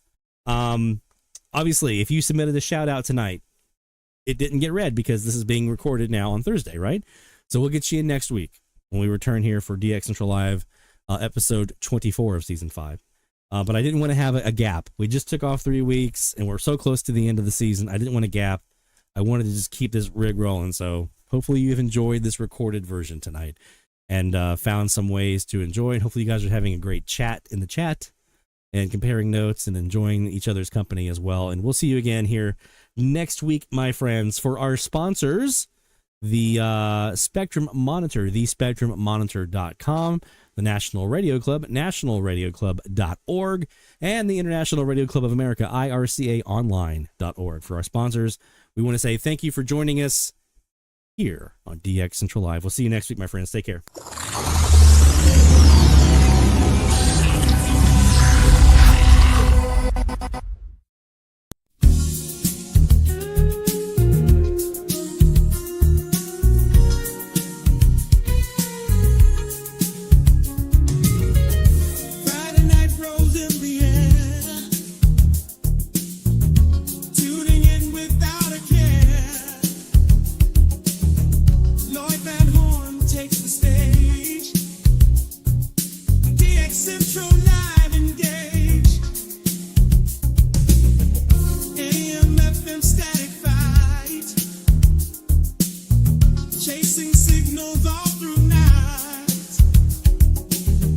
Waves that travel far and wide.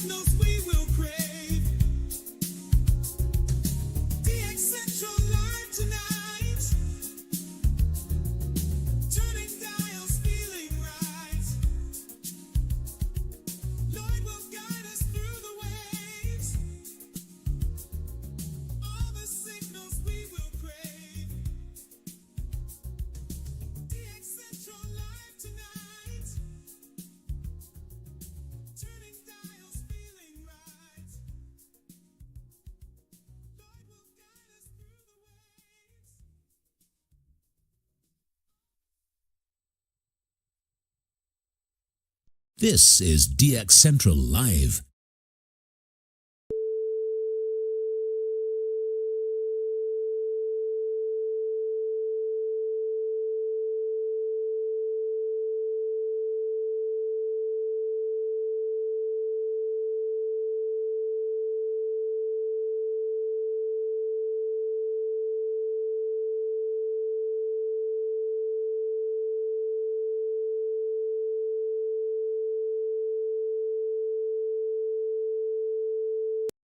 This is DX Central Live.